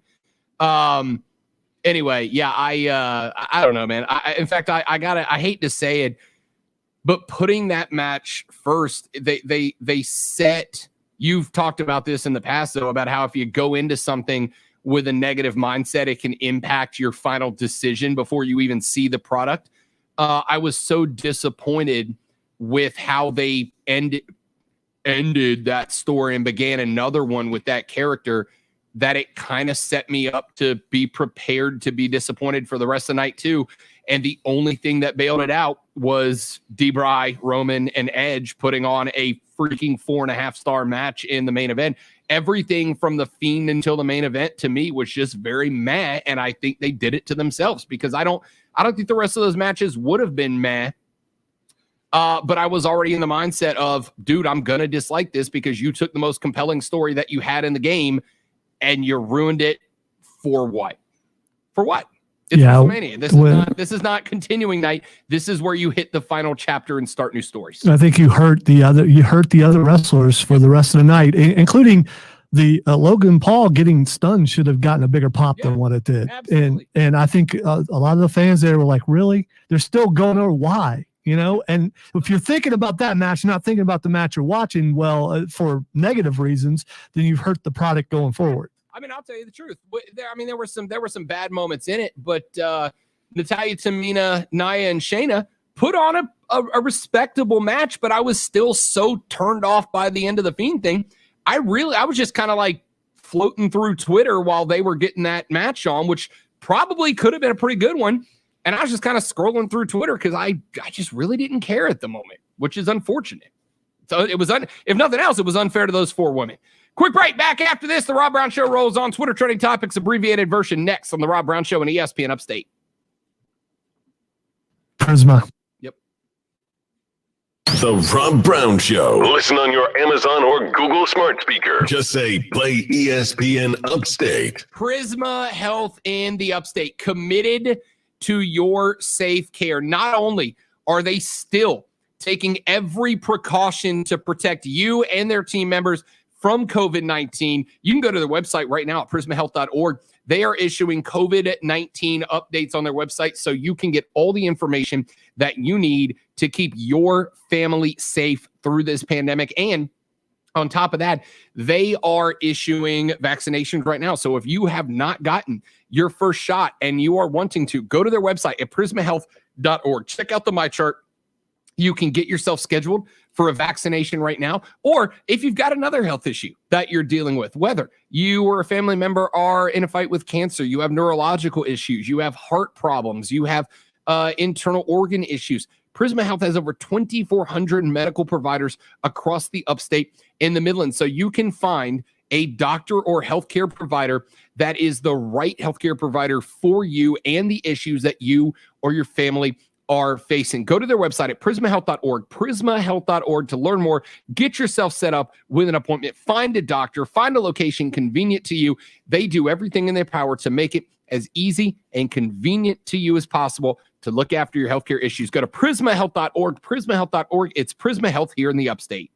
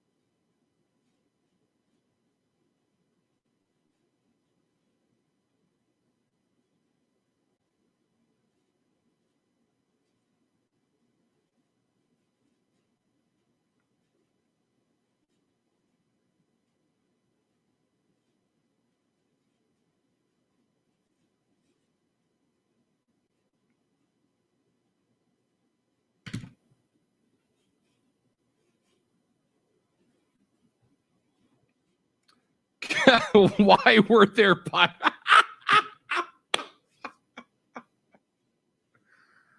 Oh, no. I wasn't going to say it on the air, but I'll say it on the stream. My favorite Twitter joke of the night was when Hogan came out as a pirate and somebody said, oh, yes, Hulk Hogan, as always, in trouble for the hard R. Oh, my God. You know what? I saw that and I didn't get it till just now. Oh, man. I guess I just needed to hear it instead of reading it. There were videos that came out of Raymond James when he came out on Saturday night for night one. First off, irrelevant of who Hulk Hogan was and his importance to professional wrestling as a business. Out of the ring, Hogan has not been a great guy. Let's just call a spade here. And to me, it was almost kind of condescending because, listen, if it wasn't obvious what WWE was trying to do by sending Hulk out alongside Titus the night after they gave Titus the Warrior Award, then nothing will be obvious to you. And so he got audibly booed over the TV. It was so loud when Hogan got introduced next to Titus O'Neil. And Titus I'm not going to lie, Titus just looked uncomfortable, which is unusual because Titus has always been a great TV guy. I mean, he's got charisma for days, but he just looked uncomfortable interacting with Hulk Hogan out there. I did read where it's noticeable that night 2, Hogan said a whole lot less, and he definitely did say a whole lot less. Yep. There was a reason for that. I'm sure. And there were moments of hesitation where it's like, what are they? Why are they pausing? So are they waiting for crowd reaction? What are they doing? And it made it awkward for sure.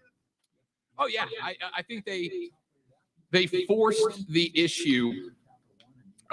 They forced the issue on. But bringing Bailey out helped. But then when the Bella Twins were out, I swear Hogan was checking them out. Yeah, because he's a creepy old. Yeah, I was just like, he that's. Absolutely was. I mean, he's a creepy old man.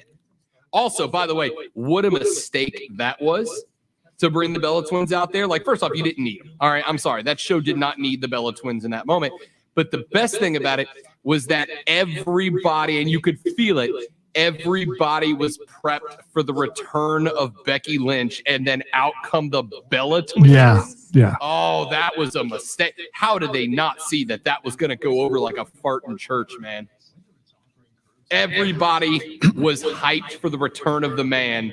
I'm glad she didn't come back because I think she should stay home and be a mom. Yeah.